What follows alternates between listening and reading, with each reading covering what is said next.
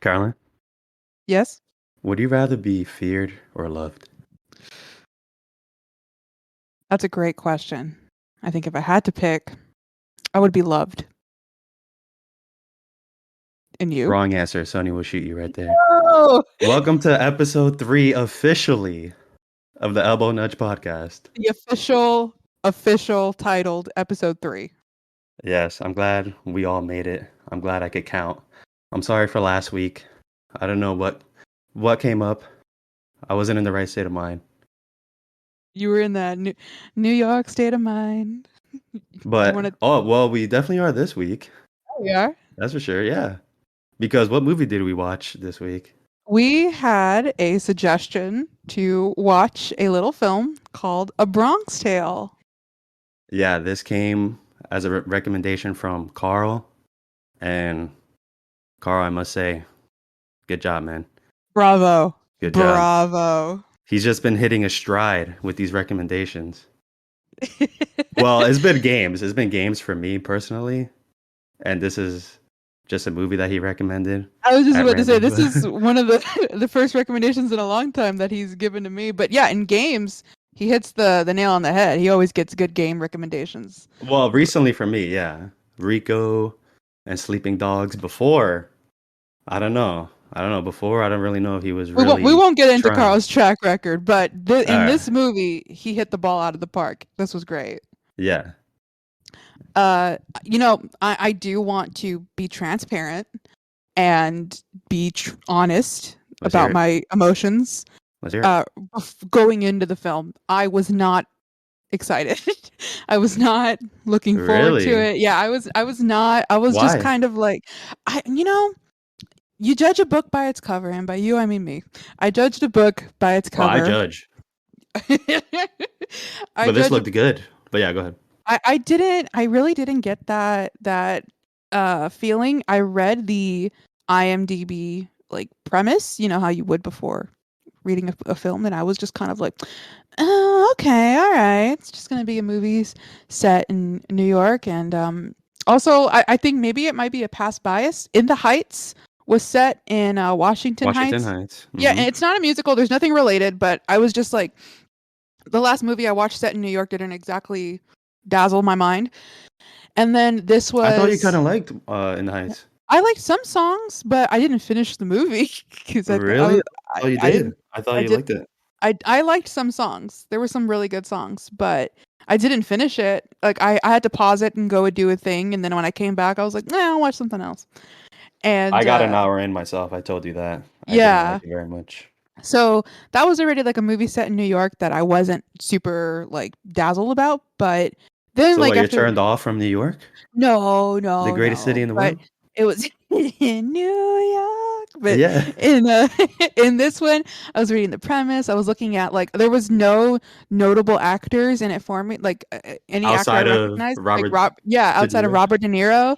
So and then like Robert De Niro's okay, like he's not like a like an on my board kind of thing, but like okay, I was like all right, it's Robert De Niro, whatever. And I even like to the point where I thought like, you know what, I'm just gonna watch this movie. I have this big monitor that I use on my desktop, and so I was like, I'll put it on one side on the left, and then on the right I'll write an essay. Like I have to get this essay done like ahead Yeah, of this time. hurts to hear. Yeah, and so I was like, all right, I'll put it on the left, and then I'll have it, and then I'll work on my essay on the right.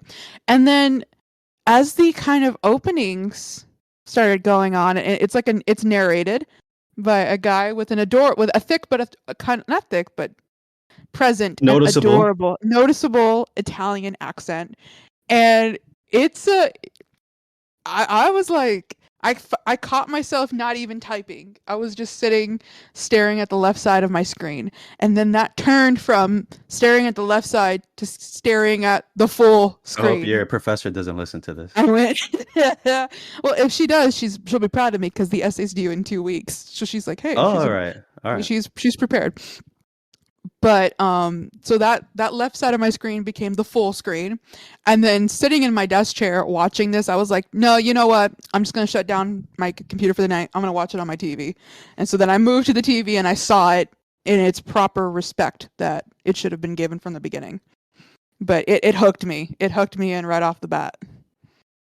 All right, perfect. Yeah, I'm glad to hear.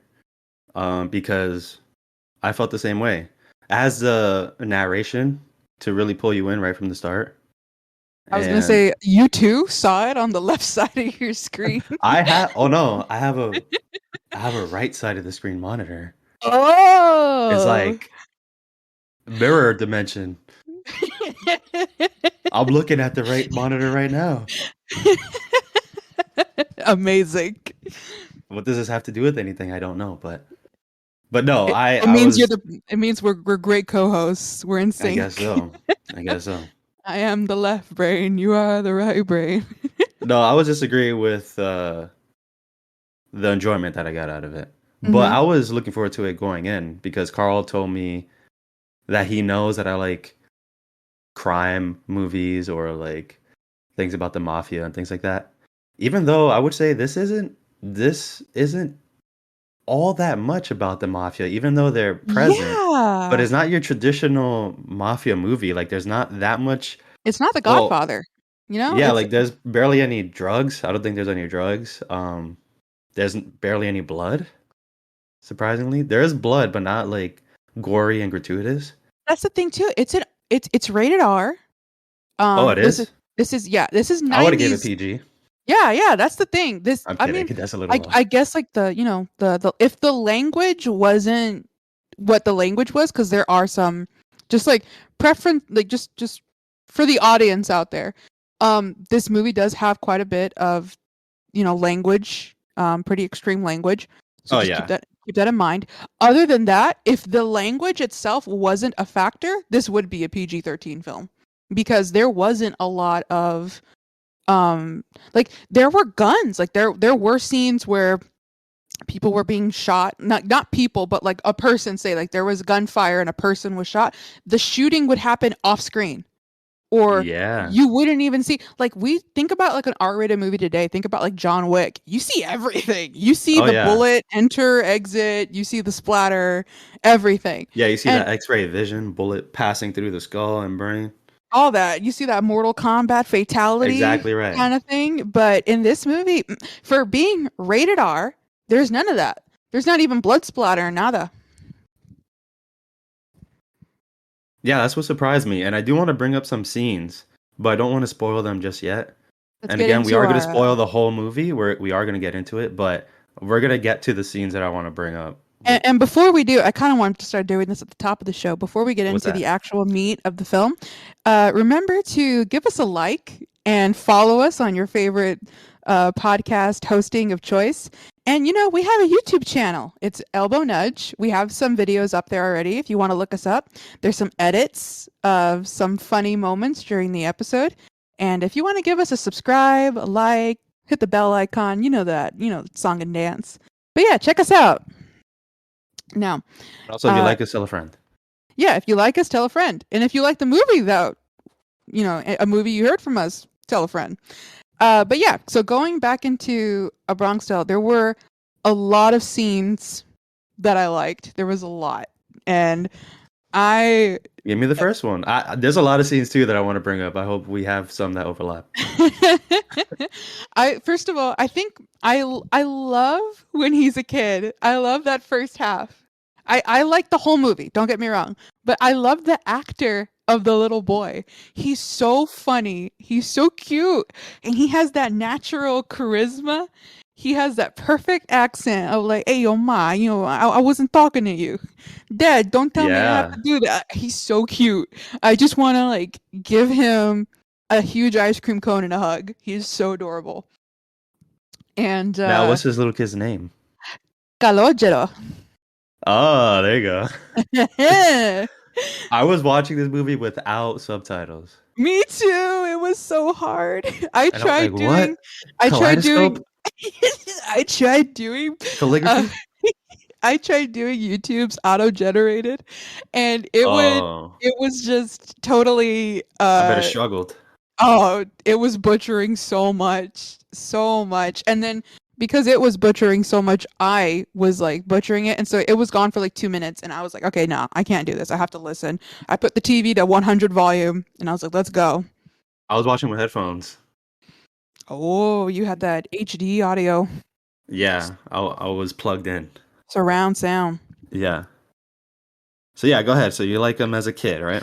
I love him as a kid. I think one of my favorite scenes first off the bat, also by the way, here we go. This is where we're getting into spoilers. We're going to start talking about the movie a little bit more in depth, so we're not going to be conscientious about spoilers, so just keep that in mind.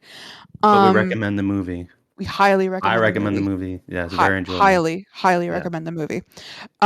There is this scene in the beginning that I really enjoyed, and it was just of him cleaning the bus with his dad, and they're talking about baseball, and I live for just soft and serene moments like that. I really enjoyed the scene where he's for my favorite scene in general. This is just number one. I'm starting off strong. Is just the introduction of the mobsters. His narration. Yeah, classic. All right, that's a classic introduction. Yeah. They call him Tony Toupee because of his Tony headpiece. Toupee. I started tapping my head while watching that scene. Like, oh no, is it that time for me? Did I reach that age? I thought you were gonna say, "Oh no, they found out." They found out my high school nickname. Oh no. I gotta buy a new one so they think that it's real. I need to get with the times, get them hair implants. I've been fooling them this far, but now they know. That's Tony it. Toupee. I'm gonna have to do that Drake and just shave the head and grow the beard. Oh yeah, that's the best way to get through it. Just commit and shave it off. Yep.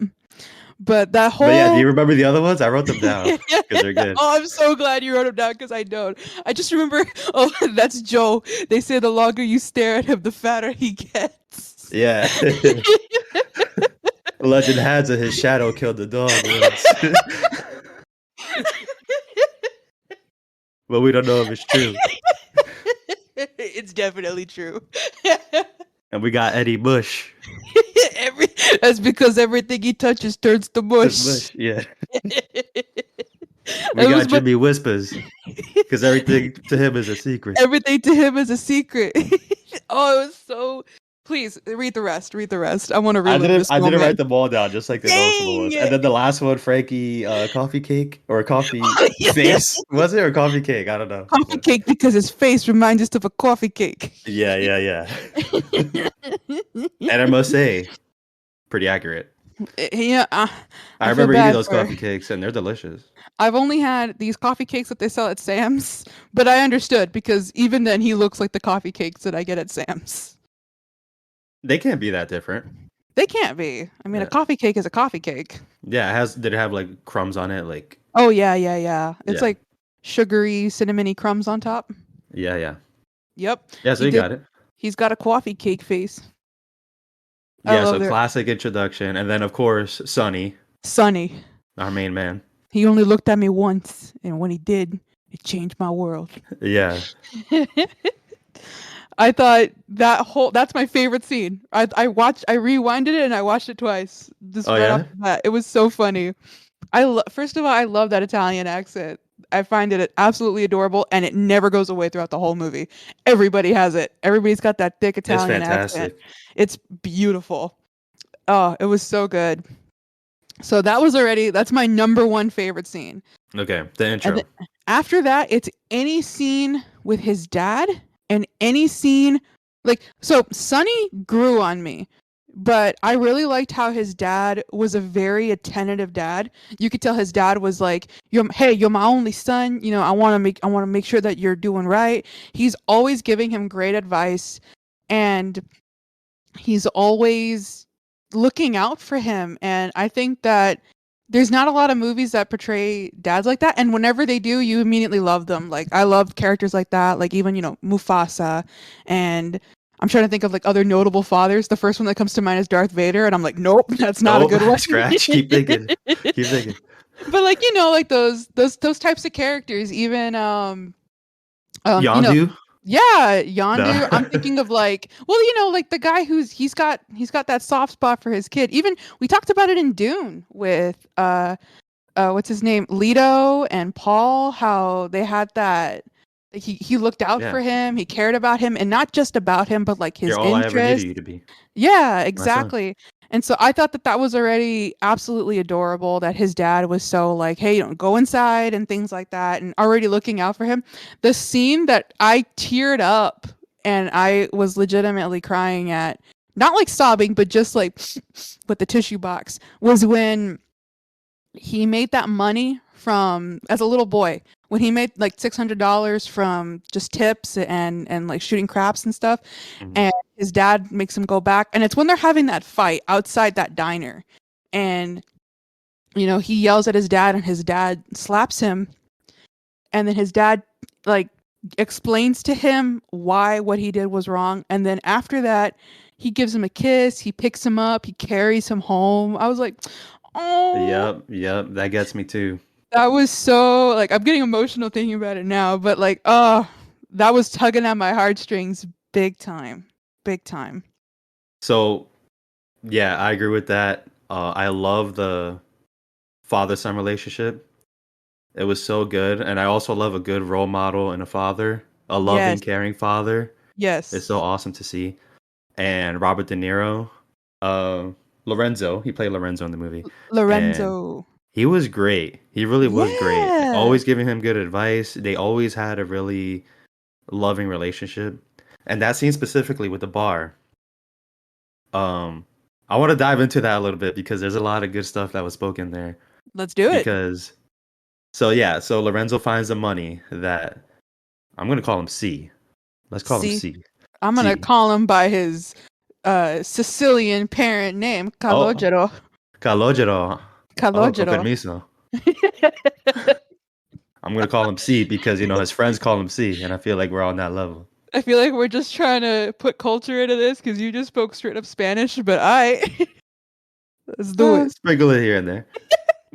Anyway, so he makes money serving the mobsters, like, drinks here and there until he starts making a lot more when he starts playing craps with Sonny. Sonny brings him in. And then the other mobsters, they were a little hesitant, like, whoa, what are you doing with the little kid here? But he's like, hey, stay out of it. I'm going to teach him how to play It was craps. All like you got to do he's is like, roll you the got you dice. got a problem? You want to take it up with me? And they're like, hey, we don't got a problem. We don't got a problem Yeah, with with Sonny, come on. Let me put you in the bathroom, all right? You got a problem with Sonny? We'll put you in the it. bathroom. Hey, put him in the bathroom. He's breathing on my neck. I can't stay Yeah. over here. I love how in this movie, and like I guess in general, Italian movies, everything is like everything is like really talked out. I don't know how they played it, but Yes. it's like, hey, you're breathing on my neck. Yeah, like They're so you're ruining my upfront. suit or whatever. They're so upfront with how Yeah. things are. The Yeah. thing, like So with, it's kind of just like as a quick aside, it's such a culture like the admiration that I had for them because I feel like sometimes I might just be uh I'm speaking from my own experience also, I want to preface, but I feel like there's so much passive aggressiveness in Latinos where it's just like and then you get to like to see the Italians and they're like, hey, what are you wearing, why are you breathing on me, stop. Like, it's so funny. it's out there. It is It's out out there. there, it's Yeah. beautiful, I love it, but Yeah, continue. that's true. That's a good observation right there. Yeah, they just put it out there. They're not hiding it. Nope, they want you to Yeah. know how If they if feel. you owe them money, you're gonna know about it. Oh yeah. Oh yeah.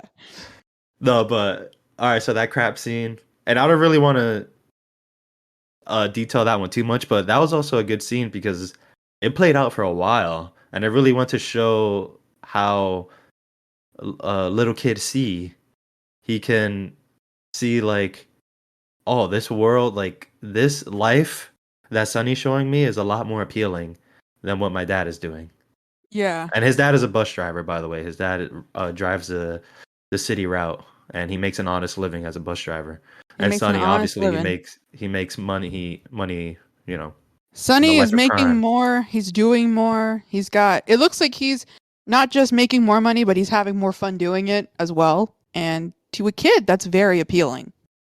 And that also comes up as a theme as well, and that's gonna tie into that bar scene that we're talking about. But he tells him that I wish I remember the exact quote. I don't know if you remember it, but it's like the working man is a sucker, something Yeah, like that. yeah. The working man is a sucker. That's how he Yeah, said that's it. what Sonny tells C. Yeah. And I think And we need to give a little bit of context before we go a little bit further. But so Sonny is kind of the big guy on the streets. Not like big guy in figure, but he's the he's a top dog. mafioso. He's the top He's dog. a don. Yeah, he's the Don, and he's the guy on this, in this neighborhood. And one day, Calogero is sitting on the stoop of his apartment, and his parents don't let him leave the stoop. They're like, okay, you can sit on the stoop, but you can't leave. This is New York City, the streets and everything. So, and also this movie takes place in the 60s, right? This is Mhm. the 60s. When he's a And kid, is the 60s, and then yeah, 1968 when he's grown up. then he's 17. But yeah. So he's 9 years old at the start of the movie, and this is the 60s, and he witnesses a traffic kind of interaction. Two cars. They were fighting over a parking spot.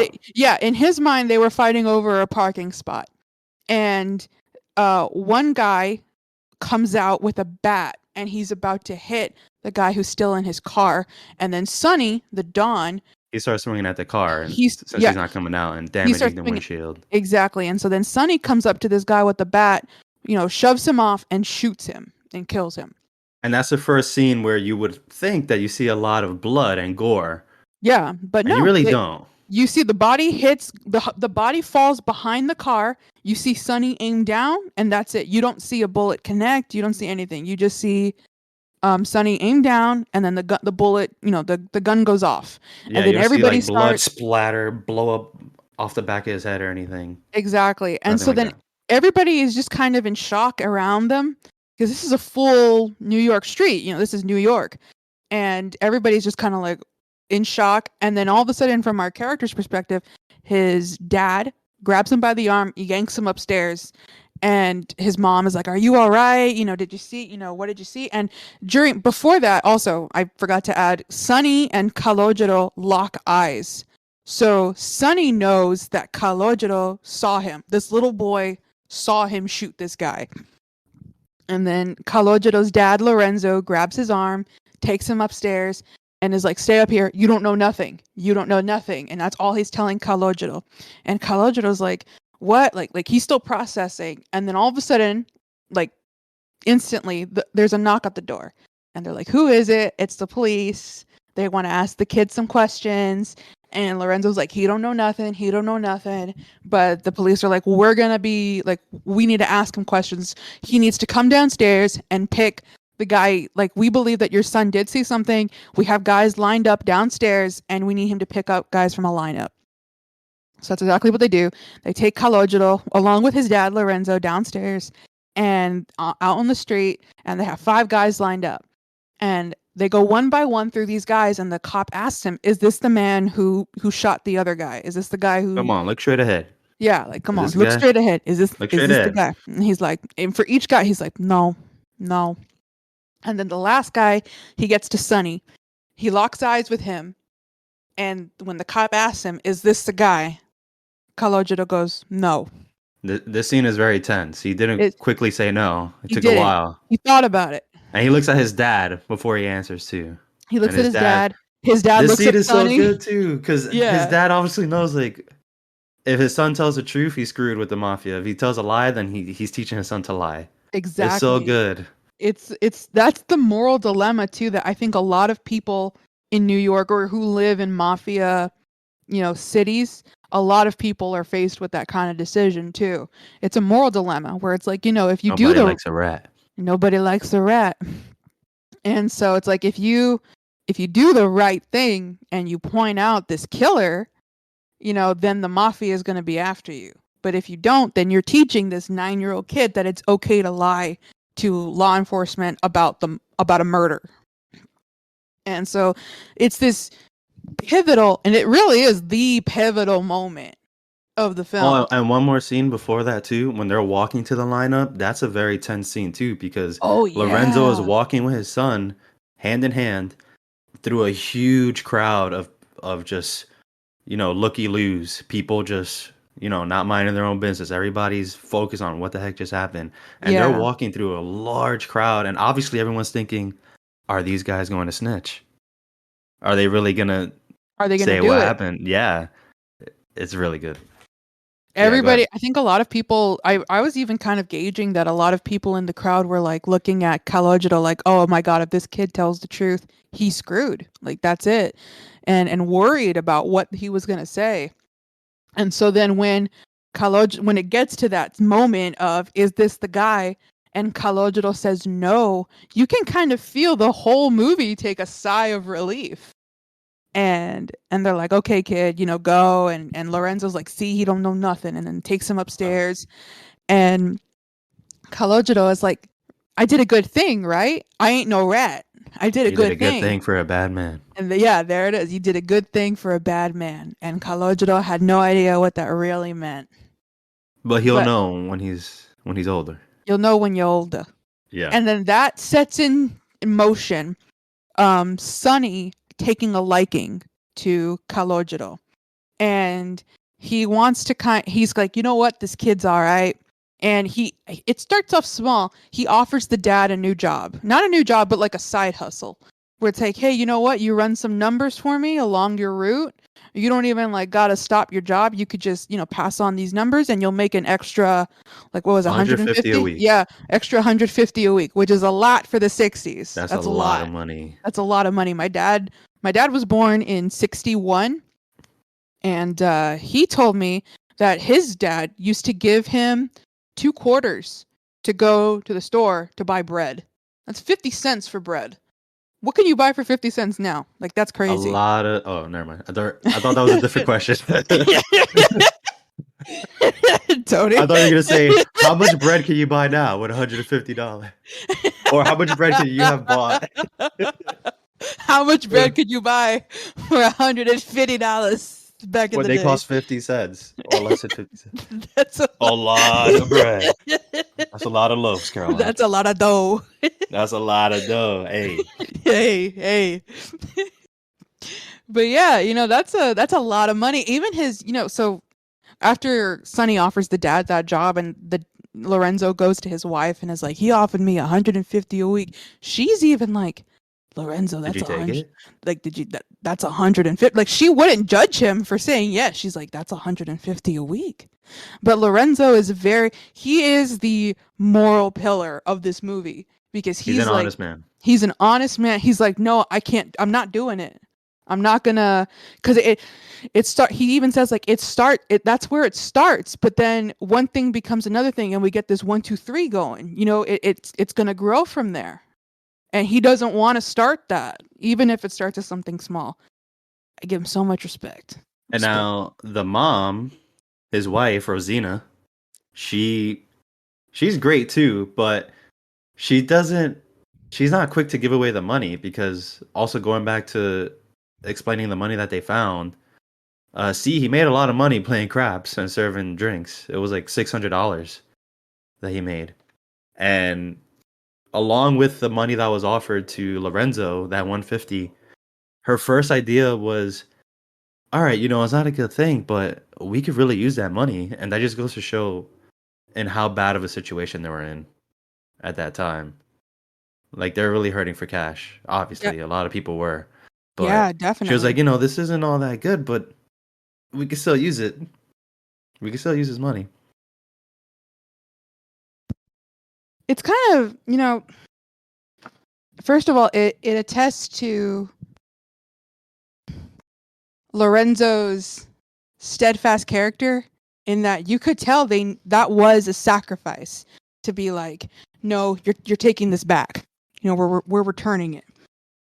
But also, I think the cost of being, an honest man and working an honest job in that kind of environment. He wasn't making much. He's a bus driver. And I don't know. I have so much respect for him. Yeah, And but the awesome thing is he never hesitated for a second. As soon as he found out that C has made all that money from, like dirty money, he did not hesitate to say, this is going back. We're taking this back right now.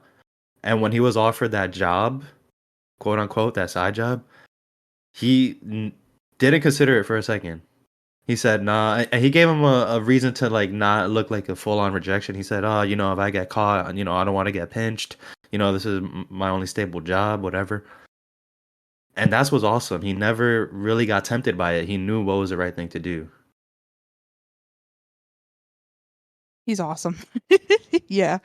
And in contrast, Sunny doesn't see, well, I'm sorry, not Sunny. Kalojiro doesn't see things that way.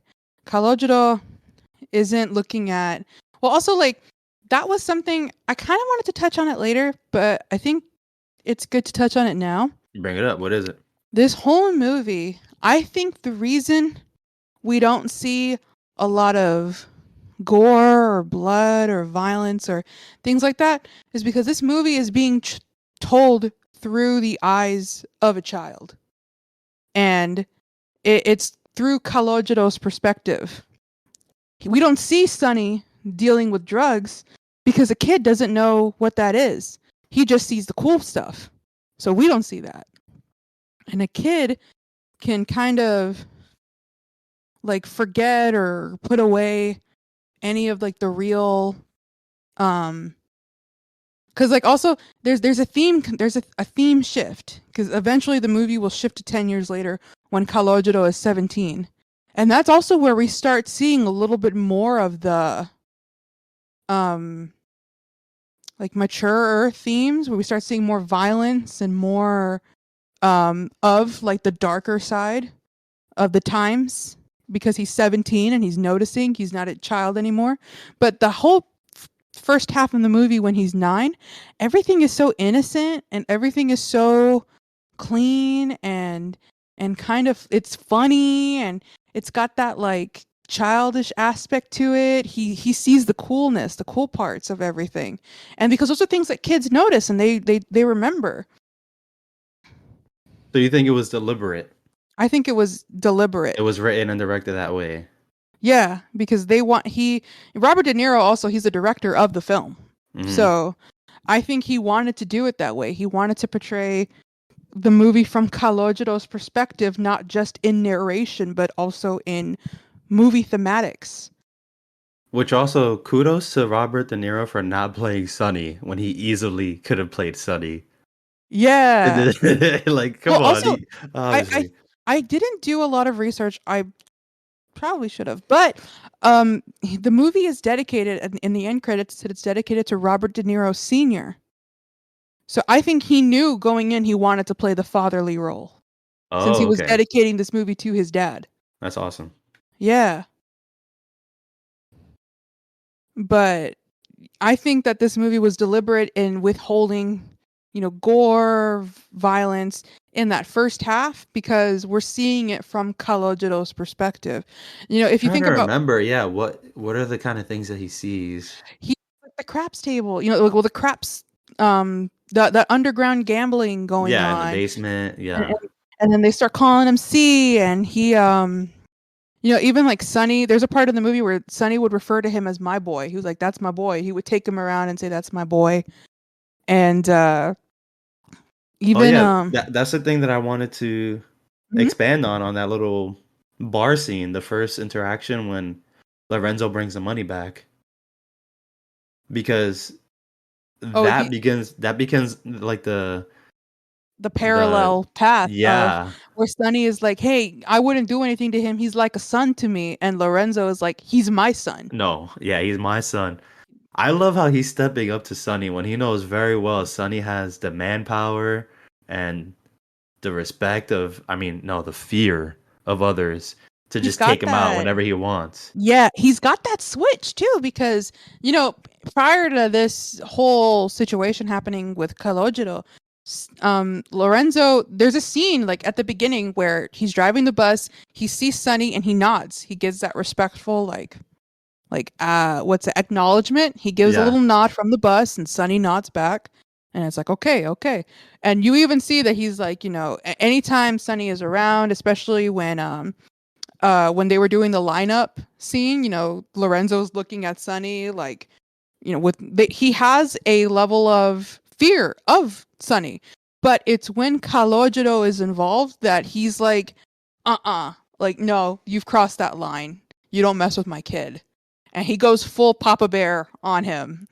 And that this is the first time we see that where Sonny even is like, what, like don't ever talk to me like that. And Sonny doesn't back down. I think any other person, I think especially like if it was me, I'd be like, oh, okay, I'm sorry, sir. But no, Sonny doesn't back down. He's like, no, he goes, yeah, I know who I'm talking to, and you're not doing that to my, like, you're not involving Yeah, my son yeah. in your business. Like, I love that. That was so cool. I would even say that he feared him in any way, even before the events with his son. I think he just knew this guy's in the mafia. I don't want anything to do with him. That's it. I'm just gonna interact with him as little as possible. But then when his son got involved, now it's like, yeah, now it's too far. Like, no, that's my son. That's not your son. You stay away from him. He literally tells him, like, that's it. I don't want you talking to him anymore. Take your money. We don't want that here. That's it. We're Yeah. done. No, I And think yeah, like you said, the whole like taking on a mafia boss. Dang, Lorenzo. dang Lorenzo. He's the real boss right there. Yeah. And no, I think that he fully knew that Sonny's the Don. He's the guy. He's the what's it called? The big shot. But when it comes to like Kalojiro, he doesn't think about that. He's not scared of that because what's more important to him is his son. Such respect for Lorenzo. It's gonna be the Lorenzo episode. But also, and then remember the conversation outside. Once they right, they have that argument in the That's bar. my They leave, and one of my second favorite scene. So good. yeah, and then this is when the discussion of that the workers. I forgot the exact line, but the workers are suckers. Yeah. That Uh, one. was I it wish like I an? remember the exact quote, It's but like an honest worker is a sucker or something like that. yeah. Or a working man is a sucker. A There, working man there is it a is. sucker. We got to remember this as we go Yeah. forward. The working man is a sucker. Yeah, and I love that because I think that's around the time where Lorenzo slaps him. Yeah, And he's like, you got to get this out of your head. The working man is the real man. He's the one who wakes up every morning and goes to work. Could Sonny do that? Could Sonny wake up every morning and go to work and provide for his family? Come on. That's amazing, powerful stuff right there. amazing, amazing. And then he gives him that little kiss. He carries him home, and it's like, Yeah. oh, There's a oh, lot of good lessons to be learned here. There's a lot of good advice that Lorenzo was giving his son. yes. But okay, we've talked up the greatest character of this movie, Lorenzo. Sonny is not that bad. So, Caroline. Sonny, well, no. Don't get me wrong. No, I know what you mean. I know Morally what you mean. speaking, he's No, I agree. he's I agree. he's I know terrible. what you mean. He's a mafia boss. Let's not sweep that No, under the no, but rug. he has some redeeming qualities. He He has redeeming so, qualities. so obviously going forward in this movie, after Lorenzo was like, I don't want you talking to him ever again. Don't you come near him. That doesn't happen because going forward, Kalojiro still goes to Sonny. He admires Sonny. Sonny is kind of like I don't know. He's kind of like a hero to him because Yeah. before it said that Kalojiro. What was the name of that baseball player? Do you remember? But he had like a baseball player that he admired. I don't It was, remember, but yeah, just a Yankees player that he looked up yes. to. So he had a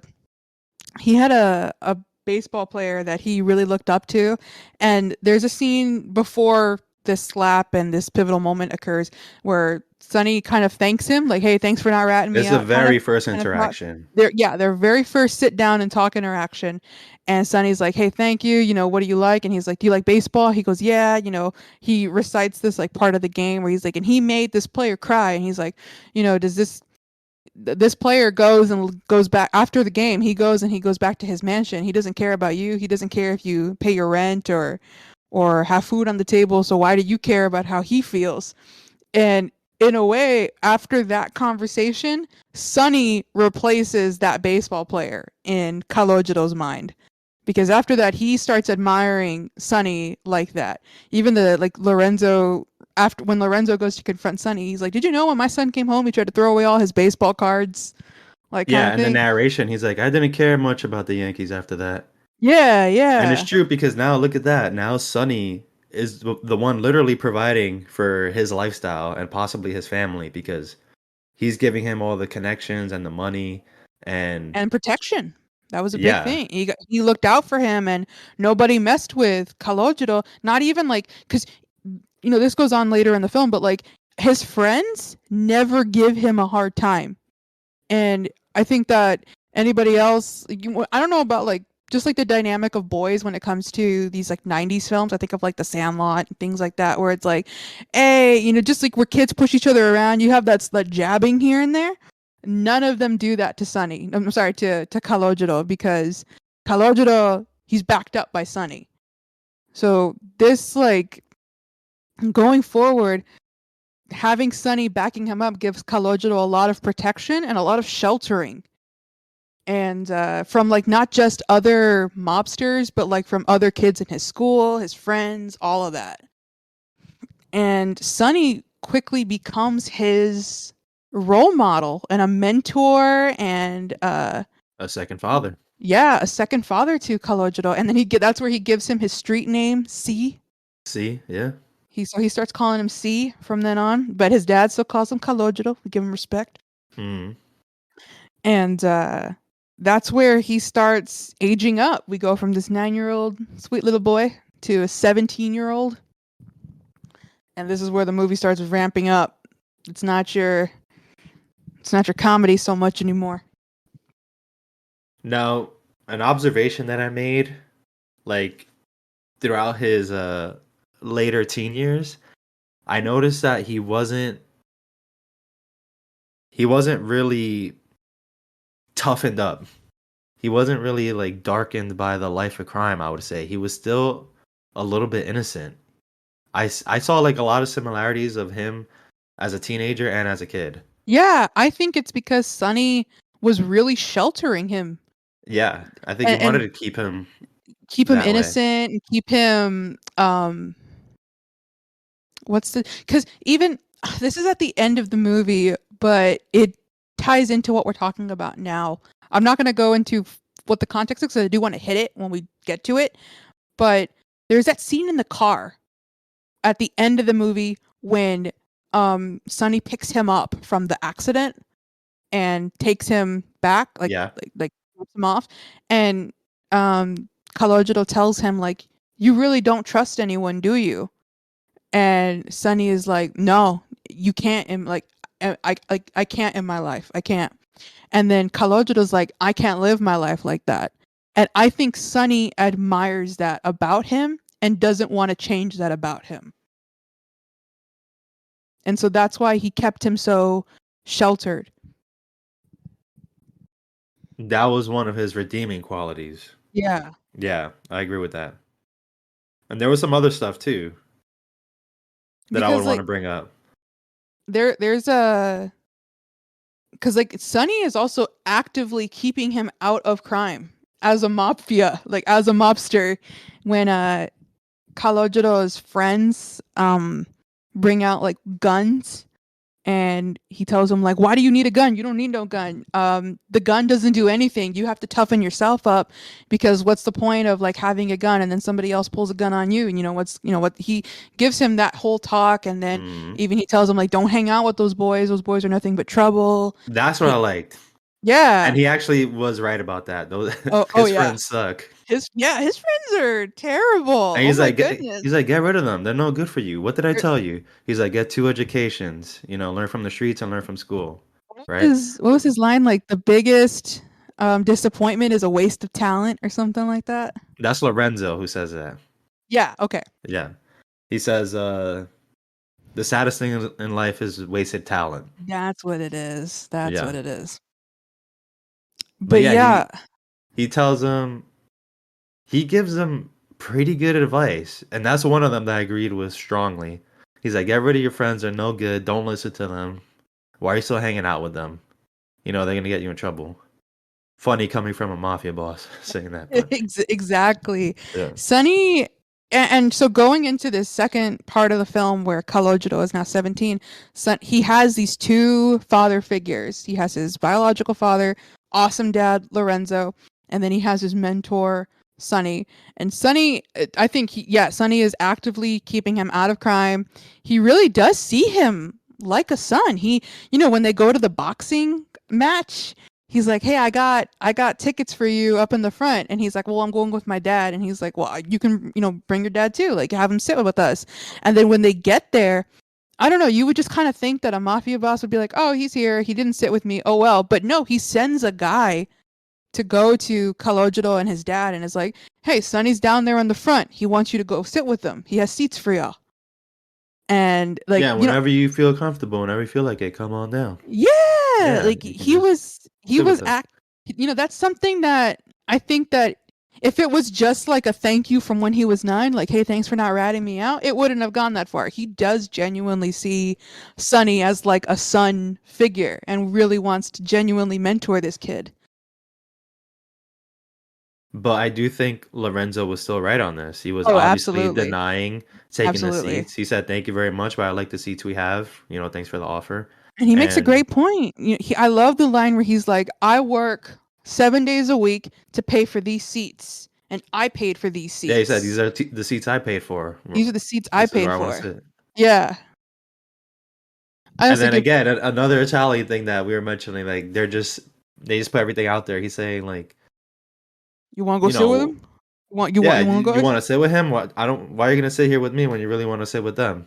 How does that make me feel? How do you think that makes me feel? Yeah, I And do he's like, I'm give sorry, Dad. Kalojiro some respect because he does like he's upfront with his dad. He could have had a bad attitude about it like a regular 17-year-old, but he's like, "No, Dad, I want to watch it with you. I'll stay with you."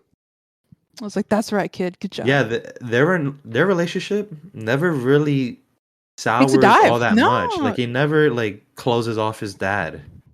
He they tries to always keep have both. an open and a good relationship. He takes him out. He's like, "Let's go watch the game. Let's go for a drive." He sits behind him on the bus and he listens to the radio with him still. Hmm. That was so cool. We just keep talking about Lorenzo every time he comes up. This is He's a just great man, like last week, we did the Rebecca, but really Joan Fontaine. This is gonna be a Bronx Tale, but really but really, Lorenzo, yeah. a Lorenzo tale. He's a great guy. He's great. He's just a great guy. But I'm trying to remember. There was one more thing. I'll probably remember it along the way. But Before we get he, into like the oh, go ahead, finish your thought first. no, I'm just gonna try to remember the other pieces of advice that he's been giving him. That I'm like, man, all right, he's probably not that bad. This is what I wanted to get into. This is the segment I think that we need to brighten the mood before we get into the kind of the nittier grittier parts of the film. The door Brighten the mood, you test. said? Yeah. The because Okay. when we start getting into the later half, a lot of dark and kind of depressing stuff happens. But Okay. before we get into that, let's lighten it a little bit. And the door test. I Oh, love the really? You want to jump there? Okay. I love the door test. Yeah, yeah. Do you want to explain the door test?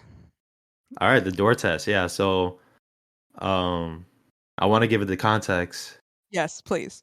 Man, it's gonna take a little explaining, but Do it. Do it. C, he's taking the bus with his father, and then he happens to catch the eye of a beautiful young lady, a Mhm. sweet young lady. Her name is Jane. We come to find out, Yes. and there's a problem though. This is the '60s, and racism is alive and well. Segregation is still a thing. Yeah, she's black, and that's a big no-no during this time. But Interracial couples was a big yeah, no-no at that time, very frowned upon. but he wants to follow his heart. He falls for her, He thinks she and could be one of the greats. you only get three greats in your life. You only get three great women in your life. You got to take the chance when you come upon them. But that's a sunny advice. Um, but yeah, he wants to follow his heart, and she gives him all the signs that she's totally interested. She Yeah, kept eye contact the whole time. she The straight up tells him, smiles. "I think you're really nice." Yeah. So yeah, that's it. He meets a girl that he's very interested in, He meets this girl. and he he goes to Lorenzo for advice, And this is another oh no, not Lorenzo. I said Lorenzo. He goes to Sonny for advice. He also goes to Uh-huh. his dad too, but first he goes to Sonny. Yeah. And this is another moment where I thought like, dang, I guess he really isn't that bad. Uh, Yeah. so you already know he was like, what do you think about um I forgot Oh, how he said it, but he well, basically he used the term which is outdated. We acknowledge that. You don't refer to people this oh way, yeah. but he referred to her as a colored girl, and I don't think C referred to her like that. I think yeah, Sonny did. I think Sonny was like, "Oh yeah, if you like a colored girl, that's no problem. I thought he Whatever." did. I thought that's how he brought it up. He was like, "Well, I like this girl, but she's a colored girl." I thought that's how he did it. I don't think so. I remember Sonny saying it first. I remember Okay. him. But either way, they did say it, and that's the way he brought it up. And he was saying like, what do you think about that? Like, Yeah, or and he also said like if I went out with like an African American girl, and Sonny is real quick to brush it. He's just like, they "Okay," definitely didn't and say African American. yeah, they didn't, but I'm referring to it that Oh, way. okay. But and then he also said like, I don't want my friends, talking about it or giving me problems about it. And he's like, hey, forget what they think. You got to follow your heart. If you like this girl, you take the chance. She could be You one of the greats. You yeah, only she could get be one 3 of the greats. greats. And I'm like, man, That's Sonny, that's great advice. he's a much older guy, a different generation. Oh yeah. And you would think this guy would be way more racist than even C's friends. Yeah. But apparently not. He's like, yeah, go for it. Go for it. So that's the whole setup, right? So after that talk, oh, and also real quick, um, C brings it up to his dad, to Lorenzo. He's like, "What would you think if?" Oh, and he brought it up like he mentioned that like if his friend went out with Yeah, a black girl that was the thing is like Kalojiro straight up told Sonny, "I like this black directly. girl." Yeah, Hmm. directly. "I like this black girl." And Sonny is like, "Okay, go for it." But when it comes to his dad, he has to use the my friend approach. He's Yeah, like, is "Hey, interested in this black girl. What do you think about that? yeah, I have a friend who's interested in this African American girl, and what do you think about that?" And he's like, "Well, why can't he find a nice Italian girl?" And that already gets him Yeah. kind of like, He's like, "Come on, dad. What do you mean?" And I was like, "Lorenzo, really? Lorenzo, No, no, Lorenzo, no. why?" And Lorenzo, then don't ruin in our the image of end, you. Maybe we shouldn't name this episode the Lorenzo episode. at the end of it all, I guess his stance was like, it's really not a problem, but I'd rather it be An like, Italian girl, yeah, kept within the family or kept within like our like, community of yeah. Italian. And now I don't know because I've seen that before in other mafia movies, so I don't know if it's a mafia thing I've seen that or before in an other Italian cultures. thing, I, I don't I don't know. I've seen that before in other cultures where like to keep the bloodline pure or whatever, not or so to much as keep the it. bloodline pure, but I think sometimes parents are afraid of their kids getting with somebody from a different culture, and so that means you have to kind of embrace a different culture, and that means your grandkids are going to be part of a different culture, and you would feel more comfortable if your kid just married somebody with the same background. Okay, well, I know in the mafia movies specifically. Well, I'm remembering Goodfellas. I know they specifically want like pure bred Italians. Oh dang. In the yeah. I don't know if you remember Goodfellas, but yeah, there's like I have not seen Goodfellas. oh dang. I know. All right, well, there's like a little storyline of like how some of the guys they couldn't make it to being a made man, like part of the mafia officially because they weren't full Italians. They have to be full Wow. on Italian to be in the mafia. So that's the thing. And I was thinking, is that only a mafia thing, or is that like how some Italians think?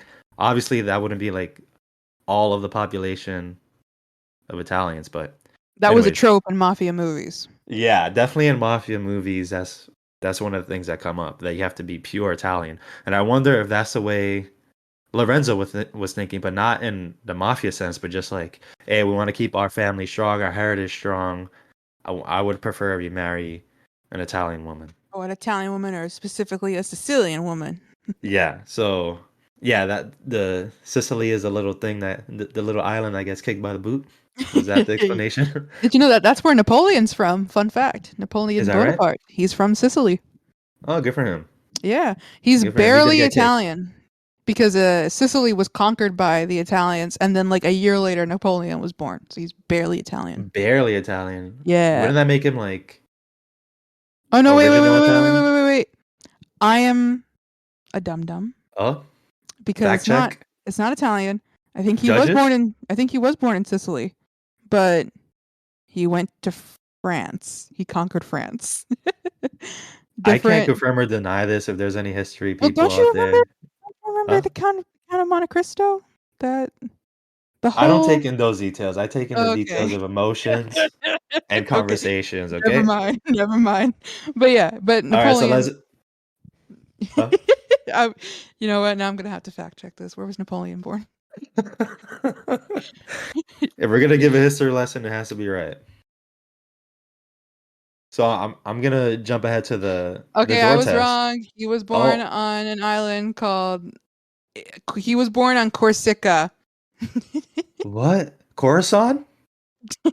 He was born on Coruscant in a galaxy. That's why he was such a great conqueror. But Caroline, where is Corsica? Where is that? let's just. I was wrong. Napoleon's not Italian in any way. He's all French. Let's just go. This is a big aside. So the door test, guys, the door test. So So, we're finally here. So well, Sonny, he is totally down. He ships this relationship. He is like so totally FedEx. down with. He's totally down with interracial relationships. He's like, Yeah, Listen here, see, it's you're current gonna." year. He's like, "You're gonna take my ride, and this is how you're gonna find out if she's the one. All right, when you pick her up, you're gonna make sure that your door is locked." And you go over to the passenger side seat. You open the door for her. Put get her inside the car. Close the door for her, and then you go around the back side of the car. You look through the rear window, and if she doesn't lean over and unlocks the door for you, dump her. Dump her. She's Dumpa? not the one. Dumpa? Dump her. She's a selfish broad, and you don't Yeah, deserve, and you shouldn't take her out again. exactly. She's too self-centered. She's no good. If she doesn't lean over and opens the door for you, unlocks the door for you, she's no good. Dump She's her. no good. Tony, what do you think of the door test? Do you think that's a valid test? I was thinking about that, Caroline. I have a car that automatically unlocks, so I'm gonna have to find a different test. I was gonna ask because I have my Do you have a own. door test for guys? I do, What and is it? it's not my own. It's my mom told like this is a straight up parent. Like my mom's like this is how you know. Like Dump them. it's my straight up. It's my own family given door test. Oh, you want to say Eh, it on air? yeah, I don't mind. It's All pretty right, cute. all right. Let's But hear it. my grandpa told this to my mom when my mom when she told him like, "Hey, I want to go out with this guy. His name is David." And my grandpa was like, "You got to give him." And it's called the door test, but it's not No, a door. It's a front door. I could. Yeah, okay. So I already my pictured that. so my grandpa told this to my mom when my mom was like, "I want to go out on a date with this guy." And so my mom gave me the same talking to. This is the door test. Technically Casas edition because my mom's maiden name is Casas. So this is the Casas door test. Okay. You made plans. I'm speaking this from a female's perspective now. All right, ladies, listen up. You made plans to go out with a fella, and he said he's going to pick you up. How do you know, though, that he's going to treat you with respect? If he just drives up and honks the car and dump him. If he gets off from the car, walks up to the door, rings the doorbell, walks inside, and talks to your parents, he's a keeper. I don't think that's good enough anymore. I don't think that'll work. That was the door test given to me by my mom, given to her by her dad. I can't imagine anybody would sit in the car and not knock on the door. I don't think like honking is I think it's all that more of common like anymore. I think it's just more of like being like hey, I'm here to get you. And then you're like, "Okay, bye, I'm leaving." Like I think it's the way I translate it now, like in today's standard, Uh-huh. my tweaked door test for today is say I made plans with a fella and he just like he drives up and he's like he texts me I'm here, but he doesn't like get down or anything. He's just waiting for me to like lock up behind me and go. Uh-huh. He dump him. He's out. But if he rings the doorbell and walks in, he's like, "Oh, let me go talk to your dad." Then it's like, okay, he's a keeper.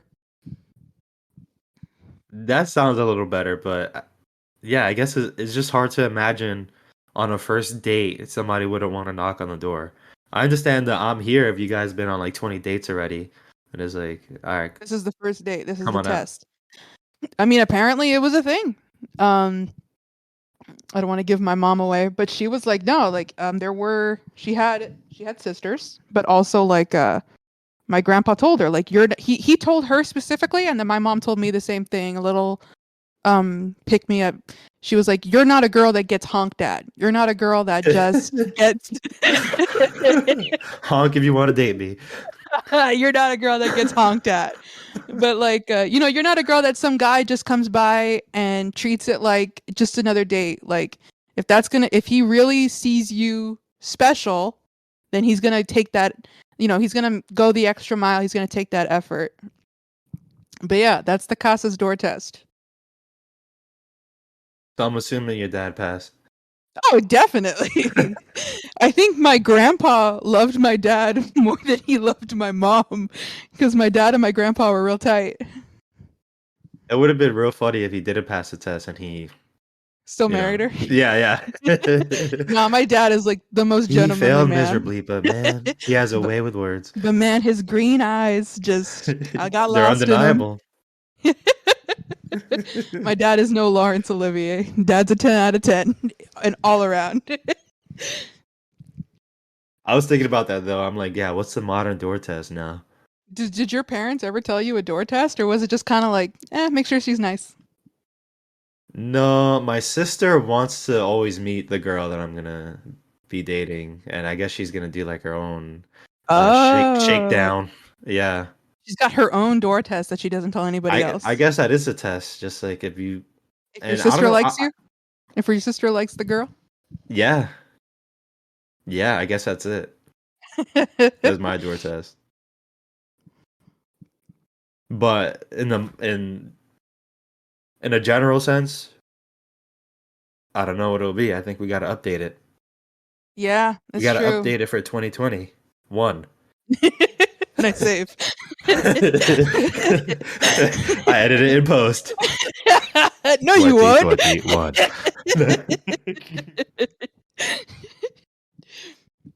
If your man doesn't have more than 75,000 gamer score, dump him. Dump him. Dump him. Wait, Tony, you don't even have. Yes, I do. Yes, I do. That's why I Wait. said it. I made sure. I think I have like 68,000. If your man plays Fortnite, Dump him. dump him. That's my personal door test. If my man has less than 50,000 gamer score, he ain't a real one. That 50,000, okay. That's But just enough to it's be a like, I year. play games. It's a year to gamer score ratio, right?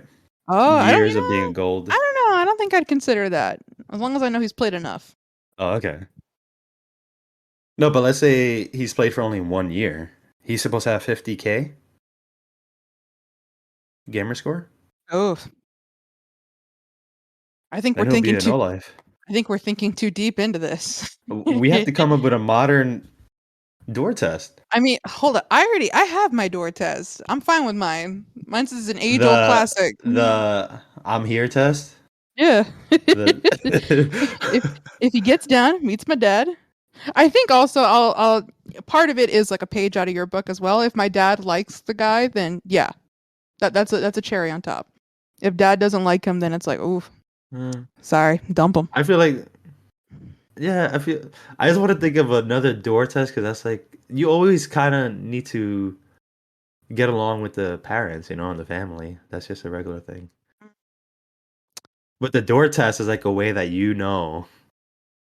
It's also a test of character because in this one, with unlocking the door, that means that she's considerate. She's, wanting to make life easier for you. If you want to like psychoanalyze the door test, you want to dig deep into it. The door test is so interesting because I don't know how many people would do that. Because I would also think, wouldn't they think like, oh, this isn't my car, like I don't want to touch anything. I'll let him do what he got to do. I don't know how to drive, like whatever the situation is. Supersedes all that. You want to make Yeah. sure your man can Your open the man door in doesn't need to one pull out the pull. keys. Open the door in one pull. There you go. Yeah. I like the door test. Yeah, it's really clever. I like my door test too. I don't think I need to update mine. I think it's cool. The We I'm don't here gotta test. we don't gotta make we don't gotta make these tests hoops of fire to jump through. They can just be your Yeah, own they little do. thing. That explains why we're both still single. One hoop is fine. One hoop of fire is fine. It doesn't need to be multiple hoops. Mm, I think the I'm here test is cool. All I'm gonna right. keep that one for myself. If you guys think of something better, please write in a better door test. I And don't think we thought of any on the spot. They're all very DM good. us on on Instagram at elbow There's nudge. there's got to be a better test out there.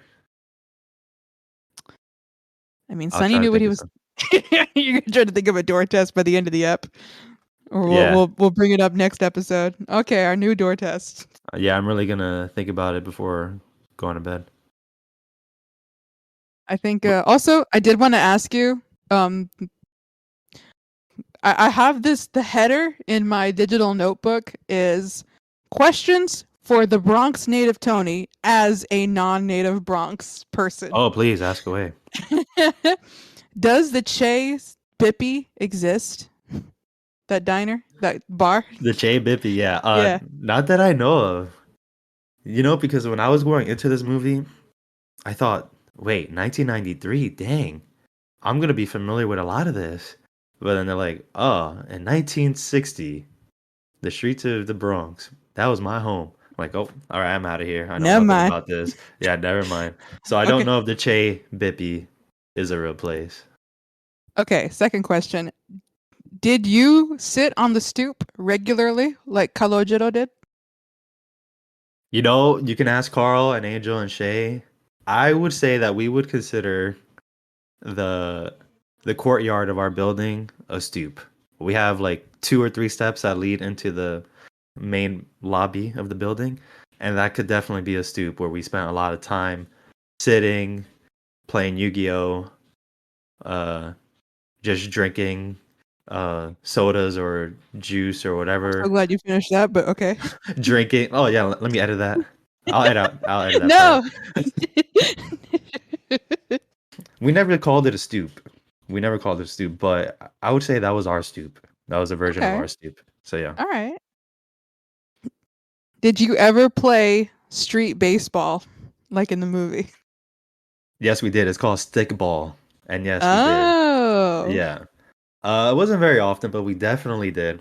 There was a school right behind our building that we lived in, and it had a playground that we would just sometimes it'll be open, or sometimes you just have to climb over and get in there. You have to break into the And playground? yeah, we had to break in.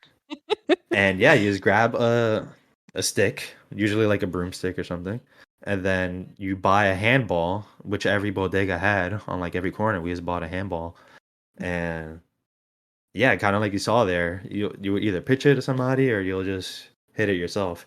We didn't play that very much, but we definitely did at least a few times. We spent more time playing like tag and stuff like that. Can you give me the as close as possible in your brain dictionary definition of a bodega? Because here I think we just call them gas stations, but y'all don't have gas stations. But the inside, from what I know of a bodega, I only I mean, know we of got on. gas stations, Caroline. Well, I mean, New York has gas stations. Yeah, I never see them in movies. you're joking. I never How see do you them think in. cars fill up? There's so much going on in New York films, but I've never noticed a gas station. Do they look like But how do you think regular they gas fill up? stations? Caroline, are you serious? I mean, I know that they must exist for the cars to drive, but I never see them like It's like an urban legend. Gas stations are the I Bigfoot never of see New them York. in New York movies that I have seen. I have never seen a gas station scene. It's always like, so are gas stations like in the city, or like, and do they look different than regular gas stations outside of that city? It's like you want me to describe an alien to you or something. I'm asking the hard-hitting questions here, Tony. I come from Texas. Everything is bigger here. Everything is far apart. There's a lot of land.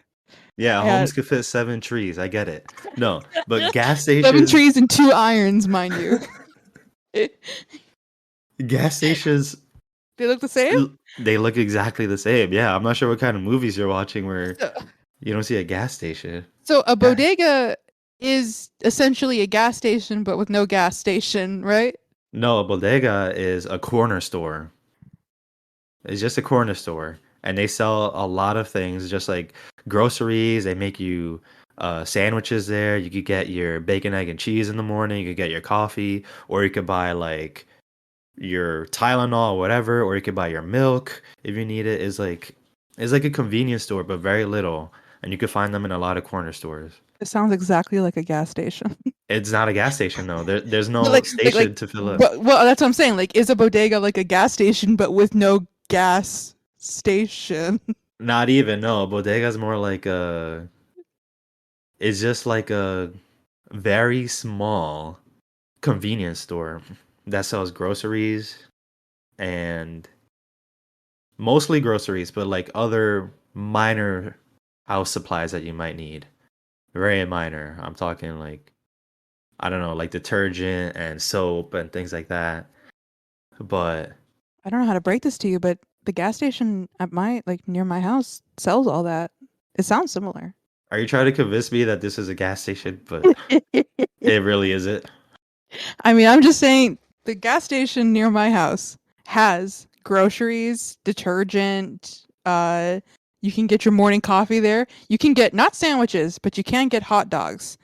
And they have like a deli, a little deli in it and stuff Yeah, like but a that. bodega has a specific look too. It's like cluttered with like ads in the front of like playing the lotto and like cigarettes and beer and things like that. Yeah, we got And then in the top, the sign on top, it always says like cold cuts and yeah, those groceries. And neon signs. no, not neon. This looks like very bummy and run down. Okay, I'll give the They're bodega that. always like It kind of looks bummy. shady. Yeah, Okay, all bodegas are like kind of dirty. If they're not dirty, it's not really a bodega. And okay. then you go in, and there's usually people sitting on like milk crates and stuff. So like, I know we didn't see all of it, but like in the Heights, that store that he owns, is that a bodega? I would call that bodega, but the problem with In the Heights is everything was too clean and like it was like too Ah. Disneyfied. It was too Disneyfied. That's a problem.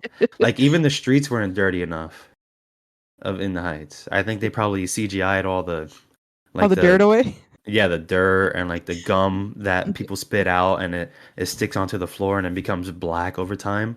They There's a use lot of that. that in New York. They used that same technology that got rid of all of RDJ's wrinkles in Civil War and used it to get rid of all the dirt in the bodega and in the Heights.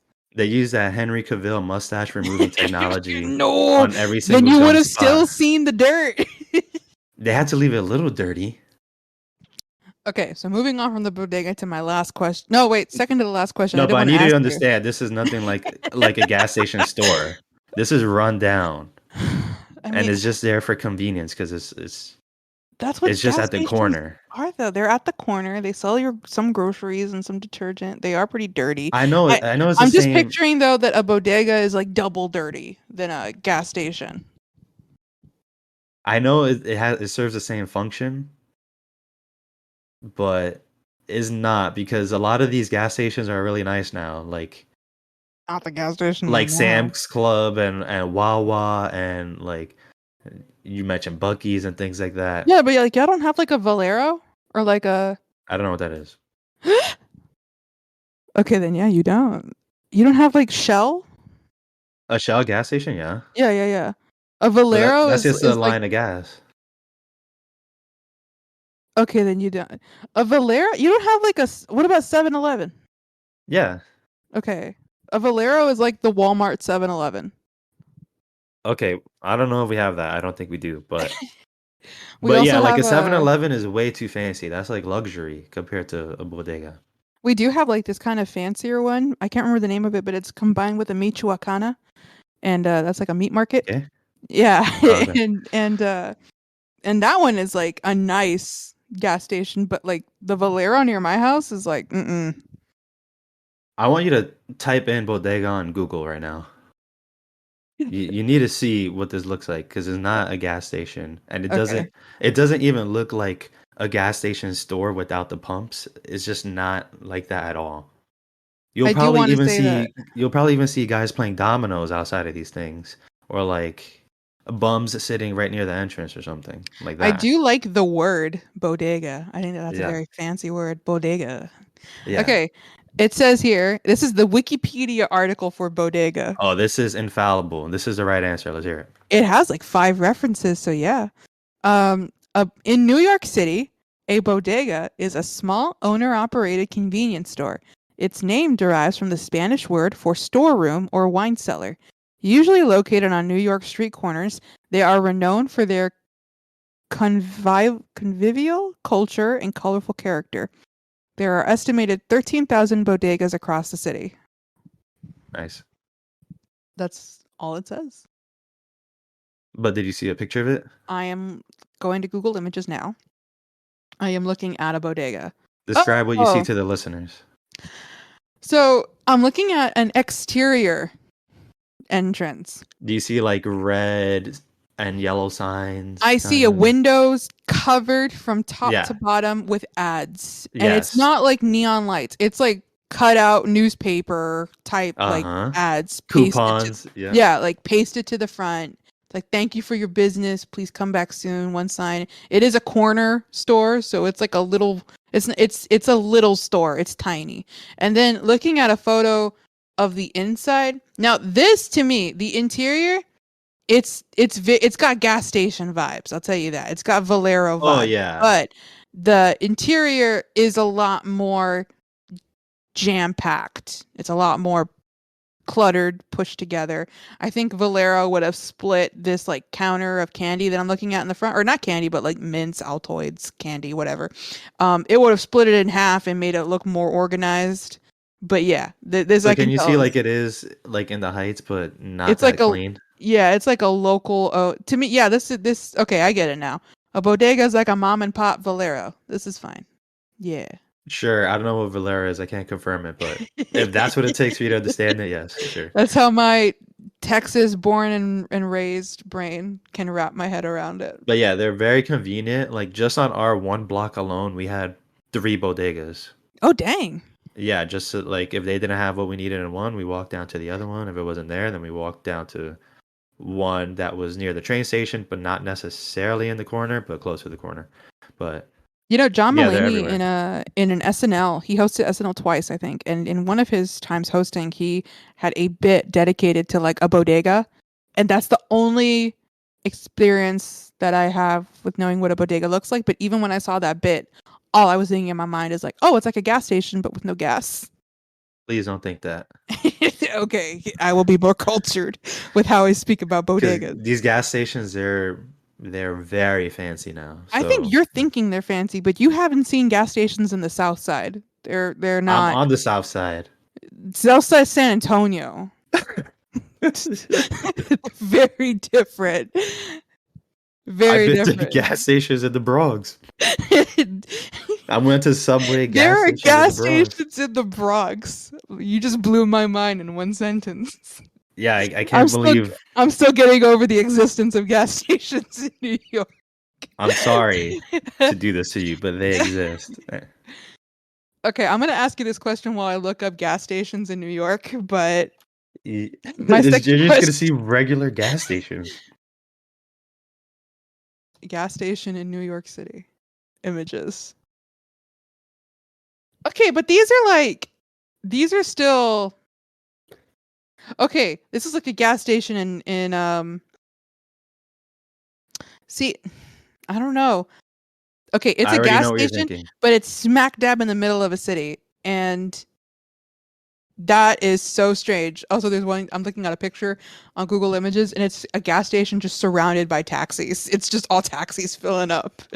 That's Yeah, perfect. because again, Nobody drive. Yeah, it's all what you think taxis. is run down, that gas station is luxury compared to like bodegas and gas stations in the Bronx. I see. But That's luxury, Caroline. they have a mobile. They That's a don't have Valeros 5-star there. Interesting. experience. Amazing. Maybe everything is better in Texas, and I'm just spoiled with my Yeah, convenience you grew stores. up already with the best, so that's I why you're wouldn't, like like I said, I wouldn't consider Southside San Antonio the best, but maybe it's better than comparably. comparably to the Bronx. Maybe, maybe I'm telling you. Yeah, so you're expecting a gas station to be like a little bit isolated and big and welcoming, not and it can big. fit a lot of cars. It doesn't have to be big, and it doesn't have to fit a lot of cars. I've seen tiny gas stations on the way to like Houston. Like two pumps, like just two pumping Yeah, stations. like just two pumps Okay. straight out of like 10 Cloverfield Lane kind of stuff. I've seen that. Yeah, those gas. Yeah, Yeah. yeah. So like I've seen those, but I just imagine that a bodega is like one of those gas stations, but without the gas station. Wait, can you answer the question I was asking you? How do you think cars were filling up in New York then?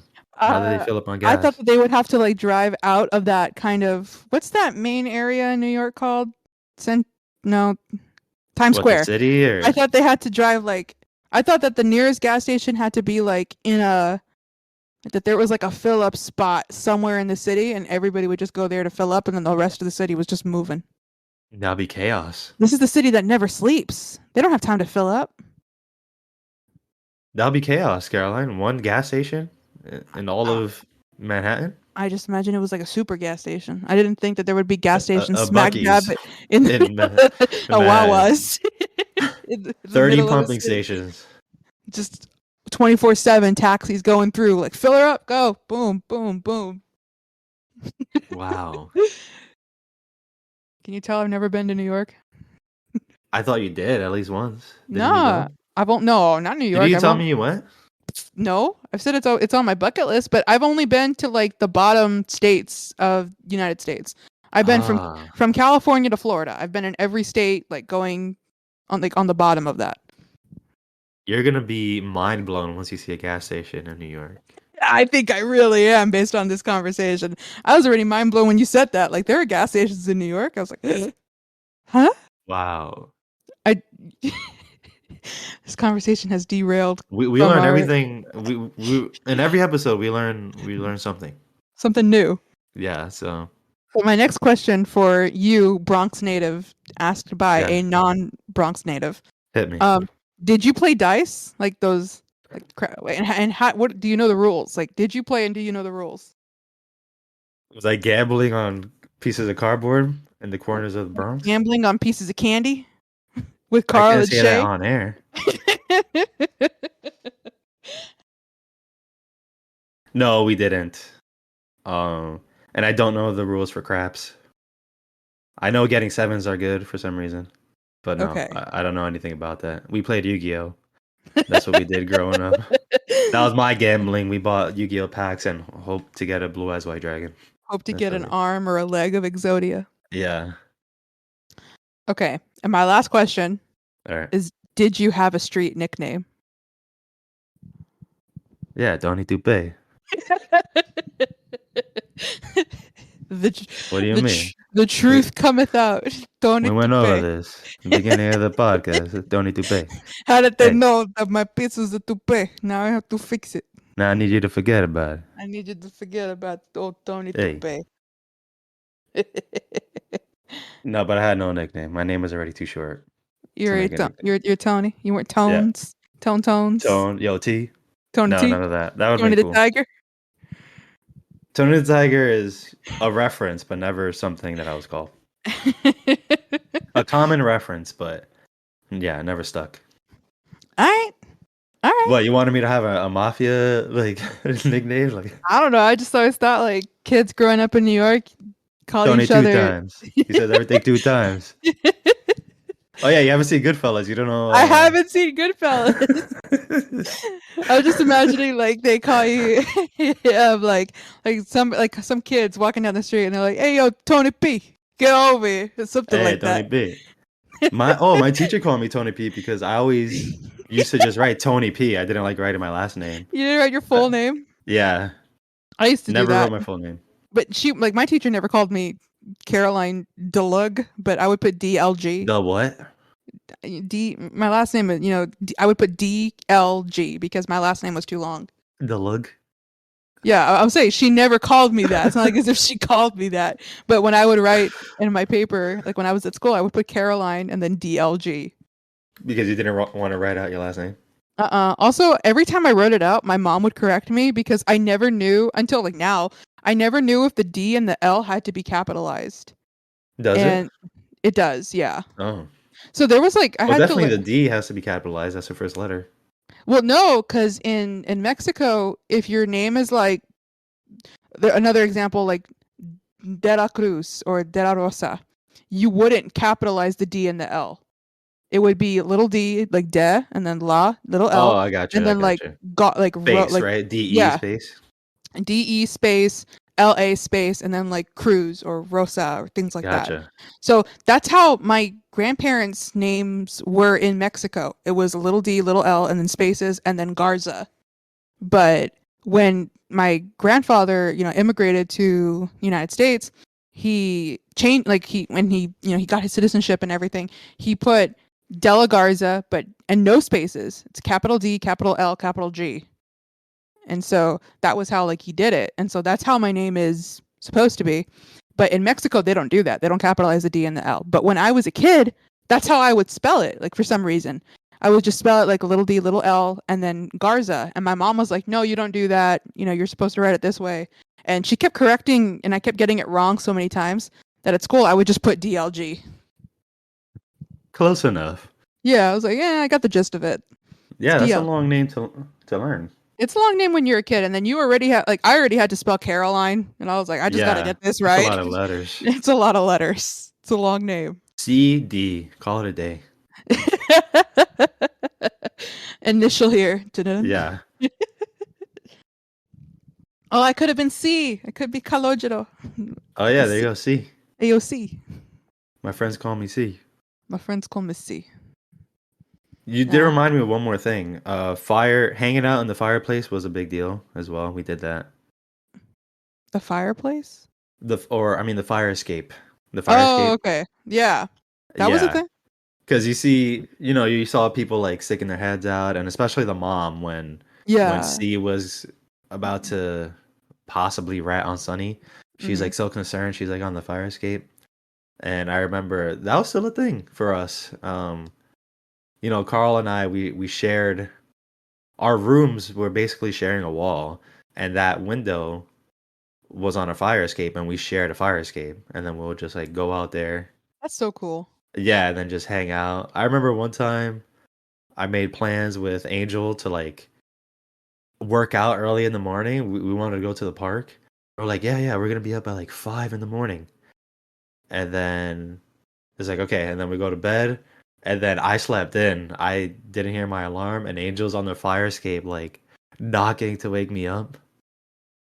And I felt bad, and I was a little scared just to see him there at my window, just waiting on my fire escape for You're me like, "Ugh." to get I up. would have been Yeah, scared.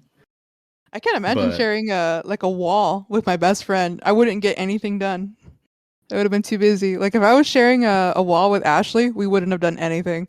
We would have watched High School Musical millions of times and maybe Camp Rock, and that's it.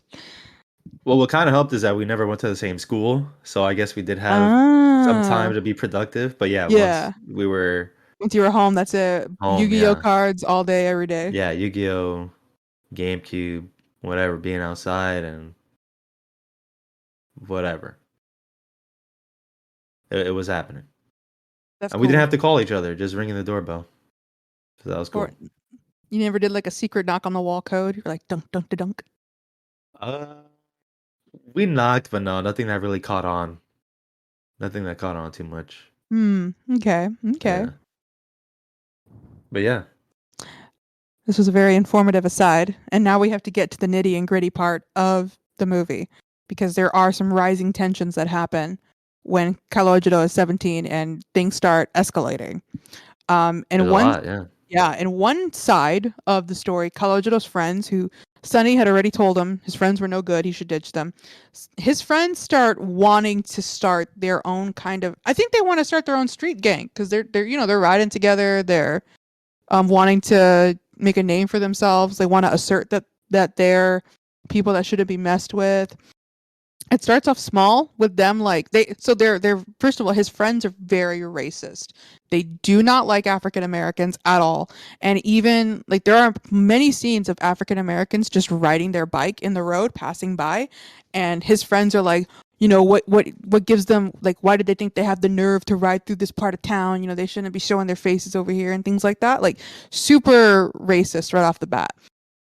And Calogero clearly doesn't feel that way. He doesn't see that, like, he doesn't have those kinds of emotions towards African Americans, but his friends are bad influences. And so that's already like one driving issue. And then his friends, they want to like acquire firearms. They want to acquire guns to be like, this will show them not to mess with us if they see that we're packing heat and things like that. And that gets shut down by Sonny, who's like, you shouldn't be dealing with firearms. What are you doing with guns in my neighborhood? There are no guns in my neighborhood, like kind of thing. And it escalates going forward from there to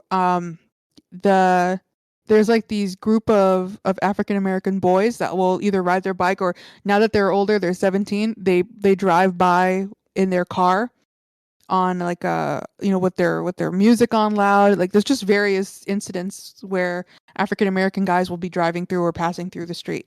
And one of the friends comes up with an idea to be like, hey, you know what, we're gonna drive to that part of town with these. And he has like Molotov cocktails in the back of the car, and he's like, we're gonna drive to their part of town, we're gonna show them that we're the ones who run this place and not to come to our side of town anymore. And do you want to come and like and get in the car and things like that. And Calogero is like, at this point also, I forgot to mention, but there's an incident where there are African American boys and they're riding their bikes through, and one of his friends gets enraged that these African American guys are just riding their bikes through the neighborhood. So he goes out and he just socks a guy. Like, it's just socks an African American guy while he's riding his bike. And he and the other friends, they drag down like these three guys and they're just beating them up.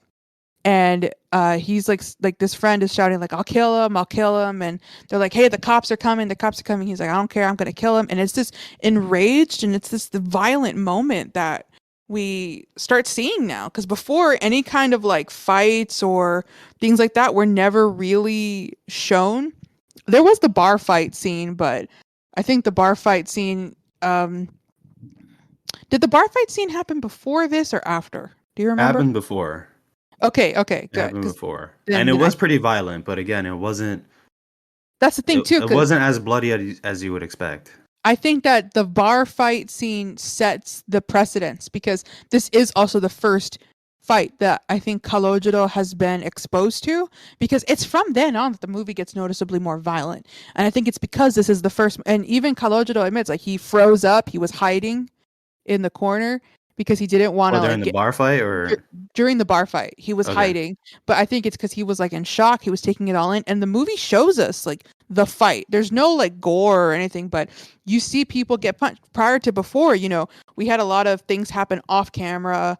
We were seeing things like from a more childlike perspective, but now it's like Calogero witnessed this fight and he's seeing this fight go on. And then from then on, he starts noticing more, because after that, we get that a confrontation between his friends and the African American guys, and it shows like his friend stomping on him, punching him, hitting him with things, like hitting this poor African American guy with it.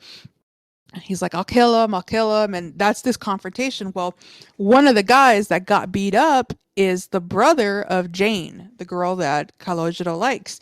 And when Jane tells her brother, "Oh, I'm going out with this. Like, I'm going out to on a date with this Italian guy." He's like, "I want to go with you. I want to see if this Italian guy is one of the guys that jumped me yesterday." So he goes with him, and he goes with Jane, and when the brother gets out of the car, he sees Calogero and is like, "That's the guy. That's one of the guys that jumped me." And at that fight, Calogero didn't throw any punches. He didn't hurt anyone. He pushed the brother down and told him, "Hey, just stay down. Don't get up. I don't want to have to hurt you. You have to pretend that you're down. I don't want to have to do anything to you." And the brother was obviously very like panicky, so he wasn't staying down. So Calogero was pushing him down, and so Calogero is telling the brother, "I wasn't fighting you. I didn't hit you. I didn't throw anything at you. I was trying to protect you from my friends." And this kind of verbal fight ensues, and then Calogero slips and he yells out like a racist slur. He yells out the N word to this guy, and Jane is like, you know, like she's disappointed, she's upset, and her and the brother, they leave. And so then that's when Calogero, he's brokenhearted, he's downcasted, he's not in his right frame of mind. He goes back and I'm gonna get to the Sunny part because that's a whole other subplot. But just sticking within the theme of his friends, and his friends are like, "Hey man, we're gonna teach those guys who's boss and all that."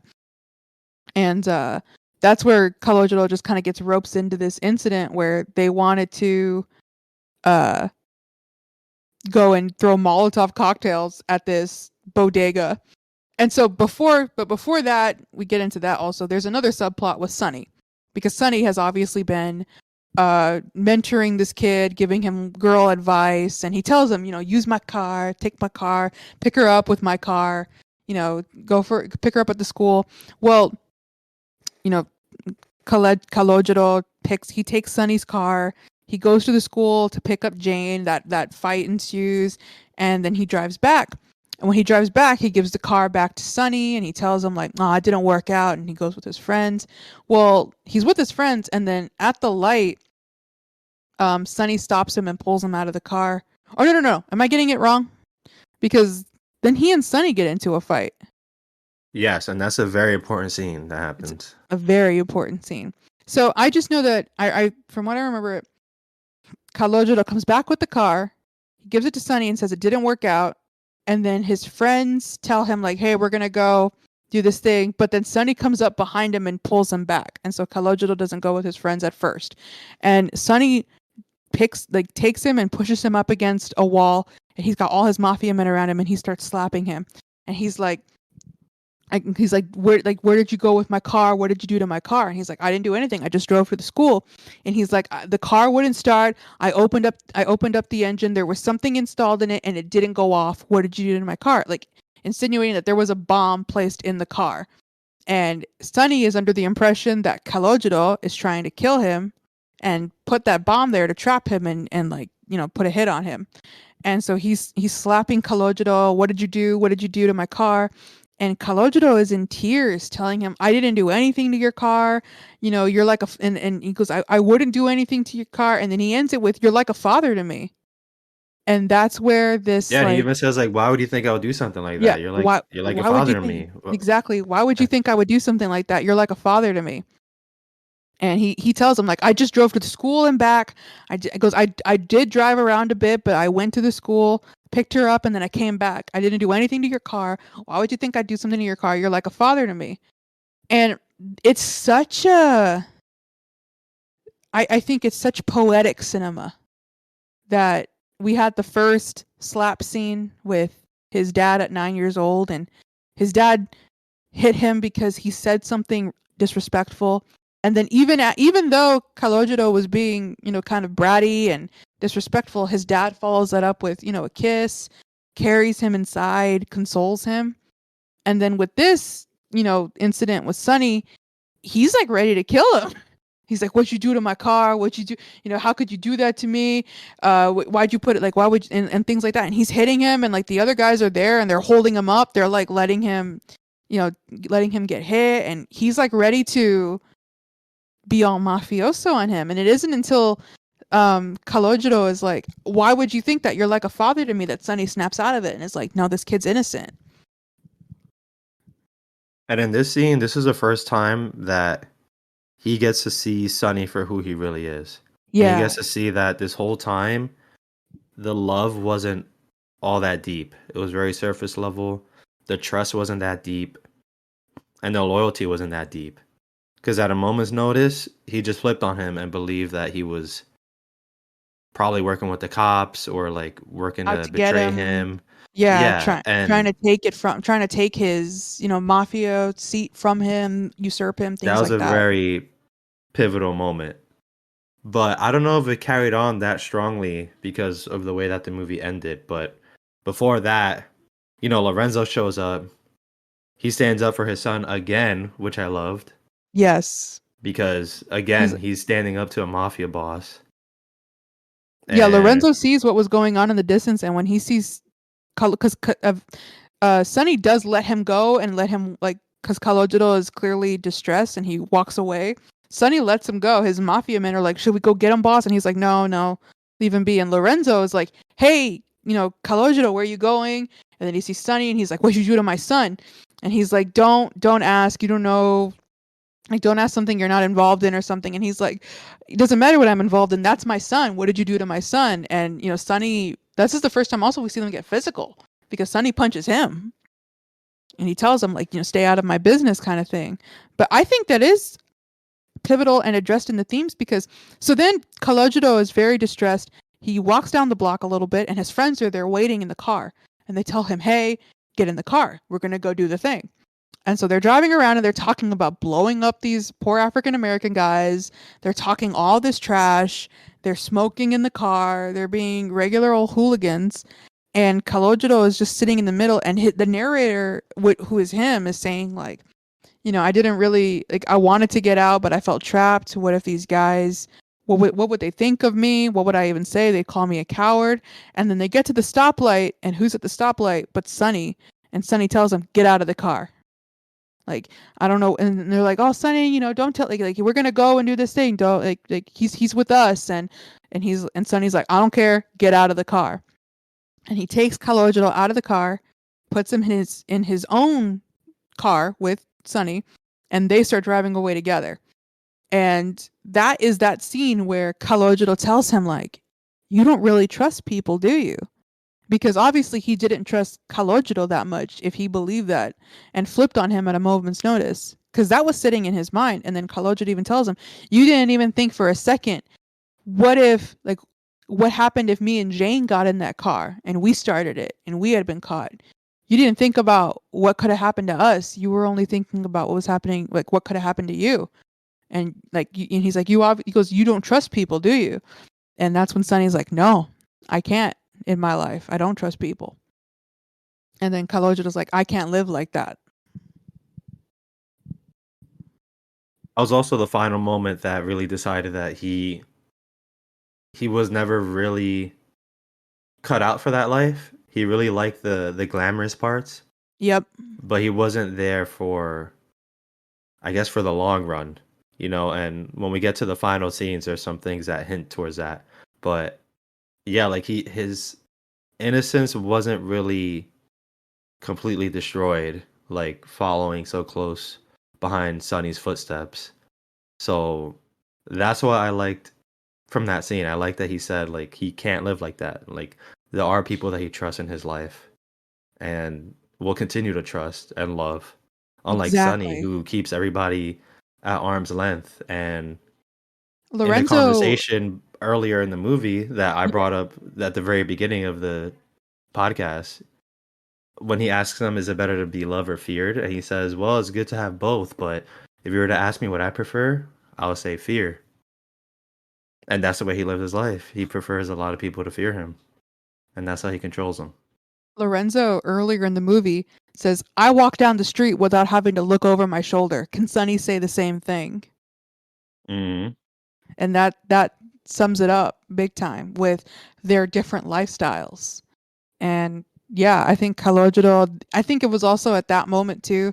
And then later on, he's definitely like decided in this opinion that this life is not for him. That this life of supposed like the nitty gritty, but the glamour part of the mafia is not for him.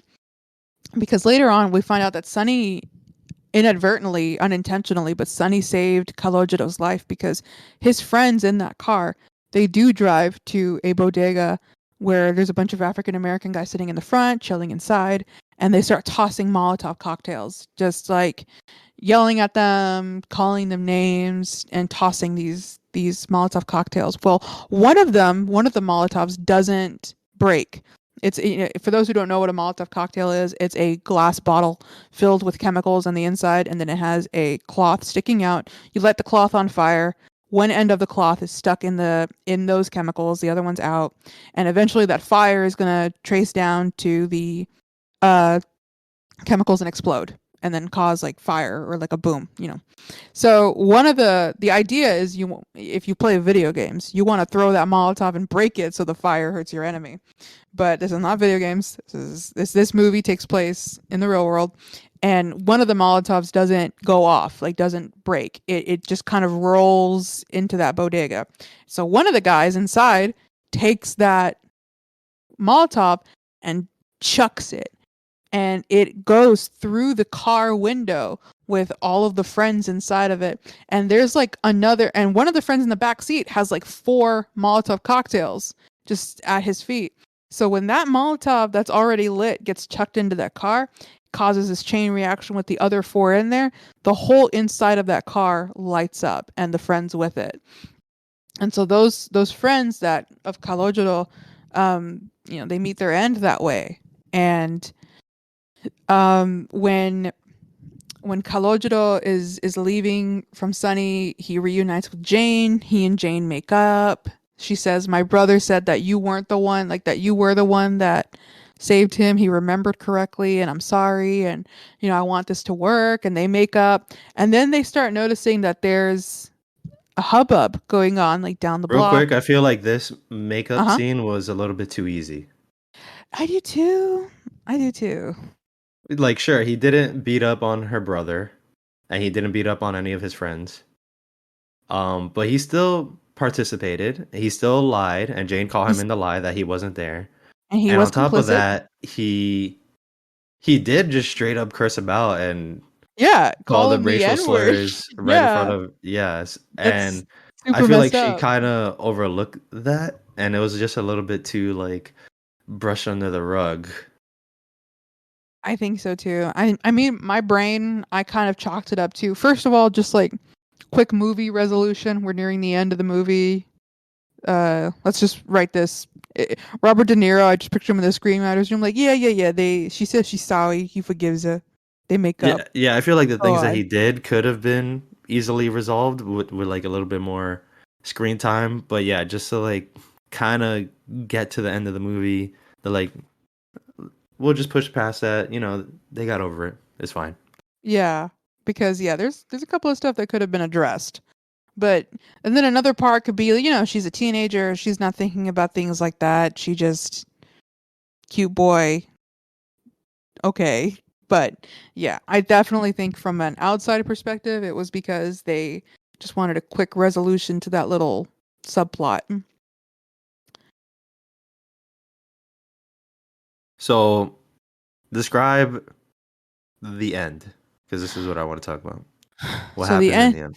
so the end is Kalojiro realizes that by Sunny pulling him out of that car, Sunny saved his life. Because he sees the aftermath of his friends and what happened, this whole debacle. So he runs to the bar to tell Sunny thank you for saving his life and to give him the heads up and everything that just happened.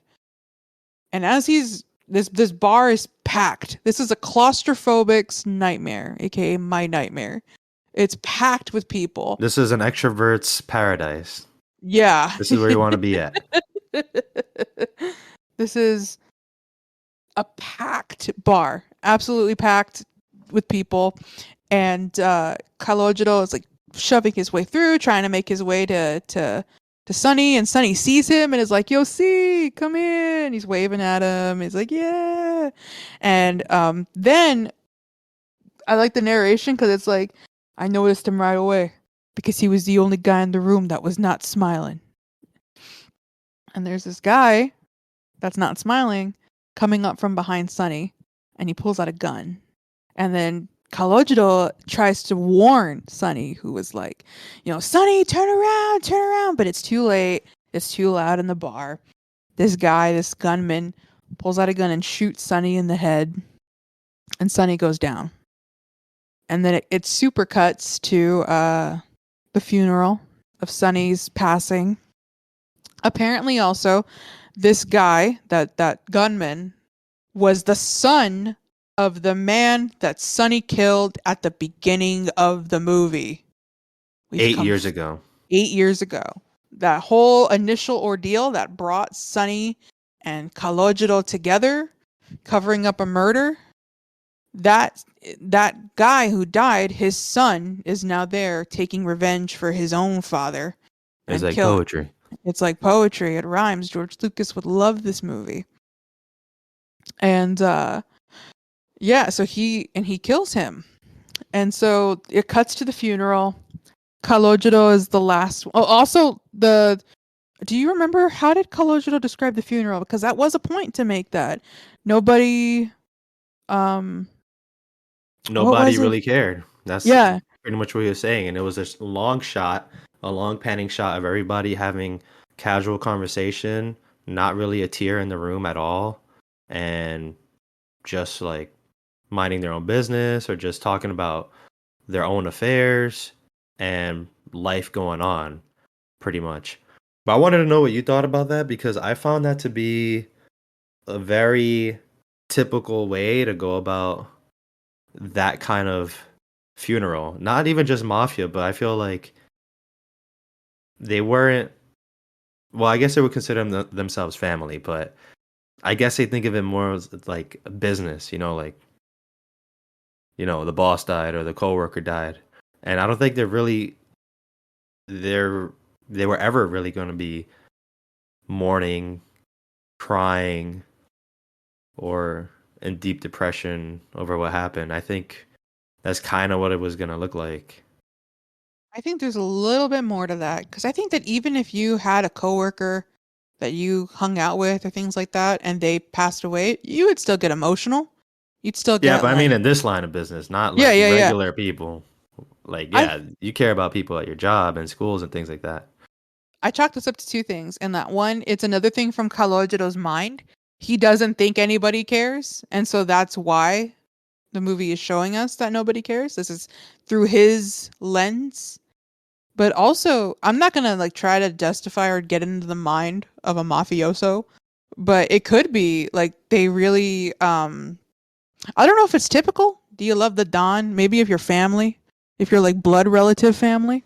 But in this case, yeah, it was kind of like a coworker, but also like, he was feared. So in a way, him dying might be a breath of relief to some of those guys. A type of opportunity, like, now that he's gone, it's my turn to make my name in this town, kind of thing. That's what I was thinking. Just comparing it to other mafia movies and shows, like The Sopranos and Goodfellas and things like that. I'm thinking not a lot of them showed these other made men crying over these deaths. And that could be for plenty of reasons, like they probably want to keep up an appearance. They don't want to look like emotional. They don't want to look soft or whatever. Plenty of reasons. But I guess that just goes to show C's mindset, like he really did care for this guy and he thought everybody else cared for him the way that he did. And He expected them to care like that. But I guess when I saw it, I just expected like, yeah, that looks about right. That's how I've seen every other mafia funeral. It looks exactly how I imagined it. Well, this is C's first mafia funeral. Ah. He has no idea. He, like me, has never seen Goodfellas.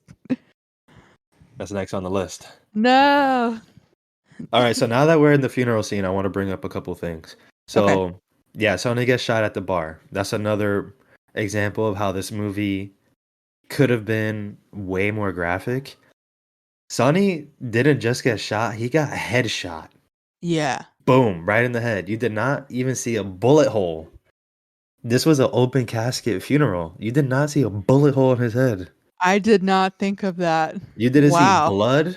There wasn't even blood. Yeah, there was no blood. I did notice that. There was no blood. It was like a very old timey, like bang, smoke came out of the gun, and then boom, he like fainted in the bar. And then you didn't see blood until he was laying down already, and then there And was it's a like a blood spot little behind him. smudge behind him. Yeah. Yeah, but no bullet hole.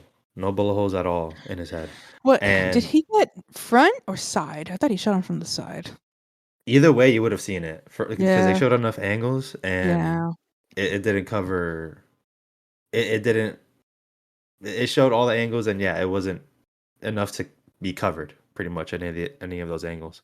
Hmm. But it's funny because again, referencing other mafia movies, I've seen like one of the guys would plead like, "Please, if you're gonna kill me, don't shoot me in the head. I want to have an open casket." Like I've literally heard that before. Oh. Yeah, like please, I just shoot me in the chest or something. I forgot where it was from exactly, but I remember specifically that. Like, oh, that's interesting. Now he'll think of that for his family. You know, he wants to have an open casket, and this literally happened in this movie where Sonny got shot in the head, had an open casket, but no bullet wounds. He looked perfectly Interesting. fine. This is another one of Robert De Niro's uh quick Yeah, screenwrites. He's like, but I yeah, he think it's got fine. I think that was the tone of the movie. I don't think it was supposed to be gratuitous. Like you understood that he died. That's all that matters. He died. He yeah. got killed. I Um, think they were still trying to omit things like a lot of blood and excess like that because it keeps with the tone of the movie. Because when the yeah, violence does eventually happen, like when violence does happen in the movie, it's very out there. And it took me by surprise. I was like, whoa. it could have been So, a lot worse with what they were doing. It could yeah, have looked a lot worse too, definitely. because the bar fight with the bikers, they were using bats, they were breaking bottles. Oh, yeah. You know, there could have been like broken bones snapping and blood splattering and things like that, but no, they kept it relatively toned. And then, yeah, with the Molotovs, there could have been bodies like burning in agony and things like that. And Yeah. you showed like C's friends, they were burning up in the car, but you know, they weren't like glorifying the violence pretty much. That's the Yeah. best way I could describe it, like that you would That's a good normally way to see. describe it. Um and then since we're finally on the last scene, I want to touch on how after that scene where Sonny is smacking up C, not trusting him with his car and like thinking that he got betrayed. I thought that would be the moment where he's like, "Man, after all these years, I thought he really loved me. I thought he trusted me," and it's not true. But at the funeral, he doesn't hold back at all. Like I think he loved them all the way to the very end, and he said like, "I Most just wanted to definitely. thank you. I wanted to thank you. You saved my life, and you taught me all these things, and you know you will be missed." Blah blah blah. Like he had no regrets, pretty much all the way to the very end. Kalojiro is such an innocent lad, and he maintained that type of innocence throughout the movie, even when it came to his love for Sunny, and he really did see him as like a father figure and a mentor, and even after that moment where Sunny like slapped him and everything, yeah, that didn't go away. He was going to the bar to thank him for saving his life. Yeah, Even though that was like minutes after he got smacked up by him. yeah. And then Hello, again, good guy Lorenzo, he good even shows up to the good guy funeral. Lorenzo. He said, "I'm gonna pay my respects to your friend." Aw, He shows Lorenzo. up and he says kind words too. He does. He And he said, "May does. God have mercy on your soul." After everything that he's did with his son, everything that he disagreed with, all the fights, His he still showed lifestyle. up. Yeah, Yep. That's a man. he, yeah, that's impressive. Mhm.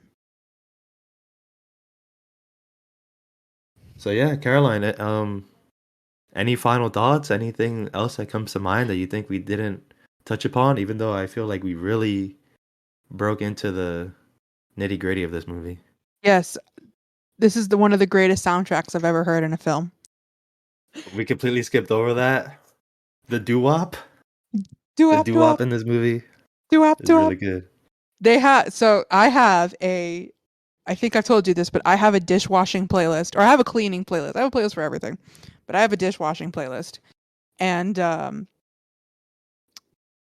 it's full of that kind of music. It's full of uh, Frank Sinatra, Dean Martin, just all of these Mhm. doo-wop music. I knew almost all the songs in this movie. It was just I only have eyes for you. I was It singing was along with really it. nice. There's this one part of the movie, and I was jamming out where it's that huge like. Yeah. I love that song. It's called "Ain't That a Kick in the Head," or "Ain't Love a Kick in the Head," and I the music in this movie is amazing. There was Frank Sinatra. Uh, it was just so good. Any movie with Frank Sinatra, by the way, 10 out of 10. Just any movie that So includes this Frank movie's a 10 out of Sinatra. 10. Yes, yes, I'll give it that. It's great. All right, I hope to see your Rotten Tomato review real soon. Let me let me Oh yeah, say. what is it? What is it on Rotten Tomatoes? Have we checked every movie on Rotten Tomatoes so far? We have so far. All right, let's Okay. see. Here we go. A Bronx Tale. Because obviously Rotten Tomatoes is the final word. Rotten Tomatoes is the gauge to our own opinions. We really Yeah. like this I movie, will but adjust my opinion according to Rotten Tomatoes. Let's hear and it. I will not. All right, Tony.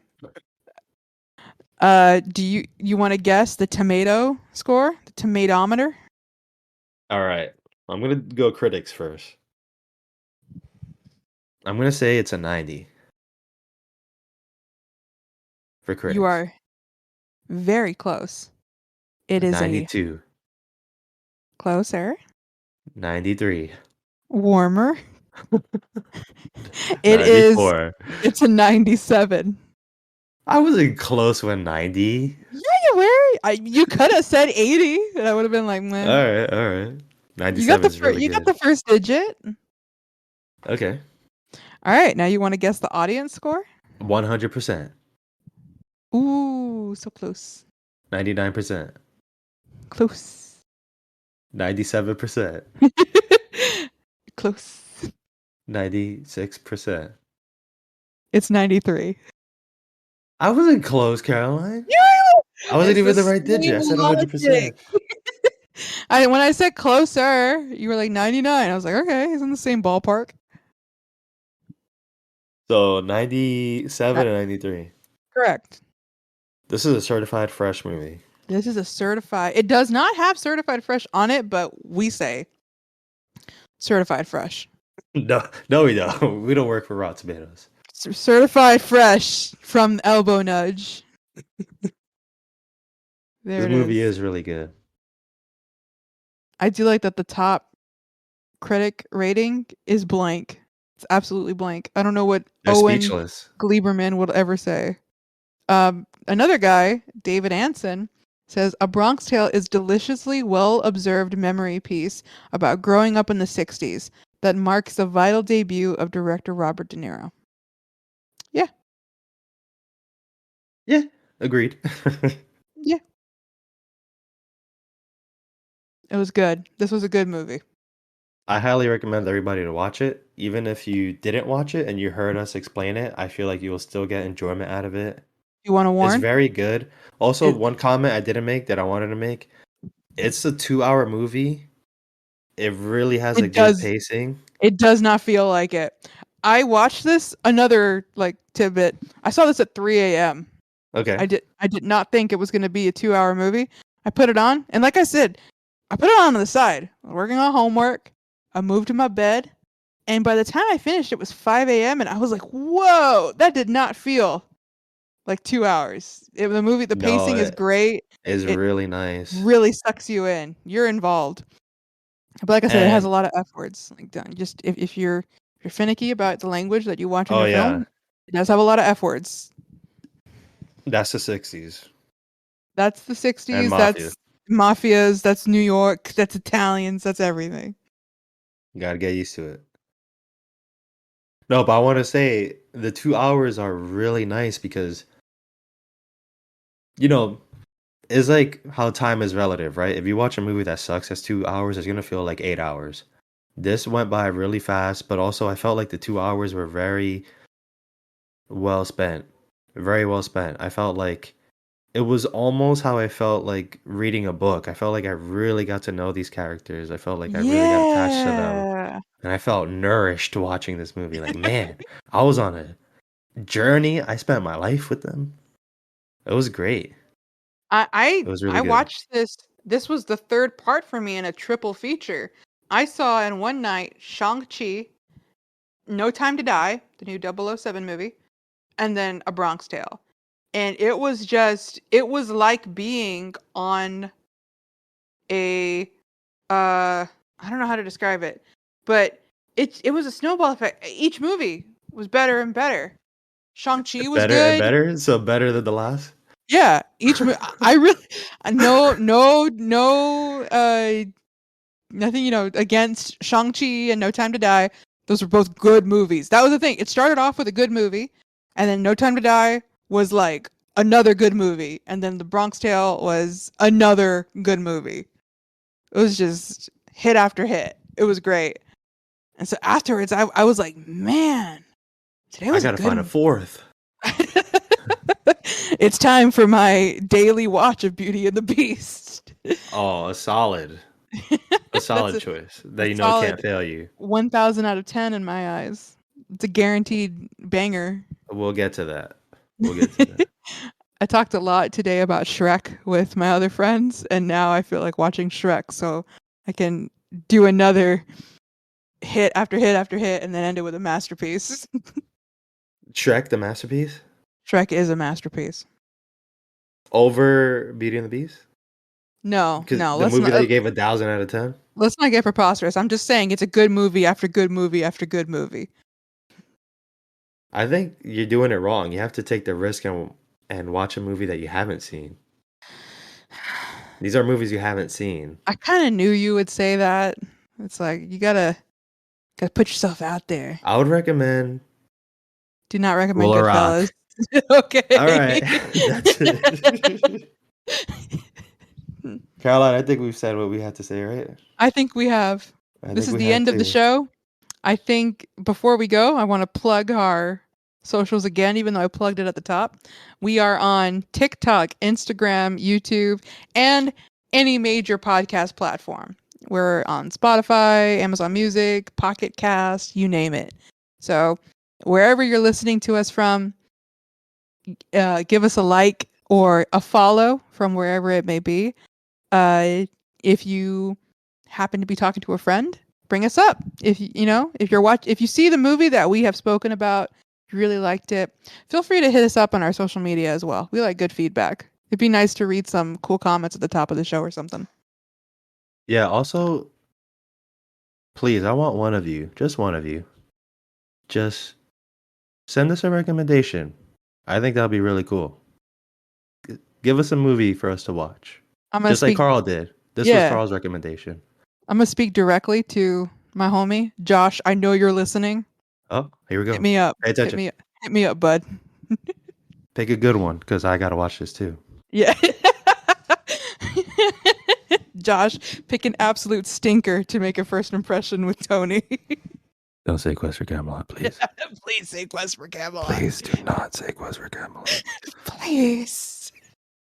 All right, Karl, thanks for this recommendation. This was great. I hope you heard this whole episode. This one was for you, man. And Caroline, I'm glad you watched this movie and enjoyed it, because I enjoyed it very much. I was excited to talk about this one.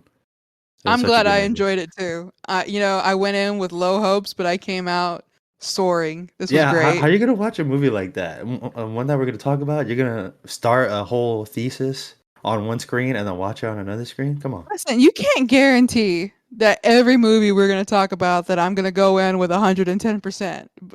I am, even if it is Quest for Camelot. Bruh, I got finals coming up. 4 weeks. I have to prep for This is for the pod. I gotta prep. You gotta cut out 2 hours of your time. A certain someone coming to visit in 4 weeks, and then a party, and then graduation. It's a lot. It's a lot. This sounds like little side quests that could be done very easily. Little side You quests. could cut off 2 hours. You had enough time to watch a triple feature, alright? Listen, that was parents' time. I make time for the family. There's anything I learned from this movie, you make time for the family. Guys, But we'll continue this after the pod. We're gonna let you go now. Thank you very much for watching. Thank you for Thank sticking you very around. much. Wait, you guys don't watch? Thank you very much for listening. Thank you very much for listening. Thank you for We'll putting up with our talk about bodegas and gas stations. Yeah, can you believe that?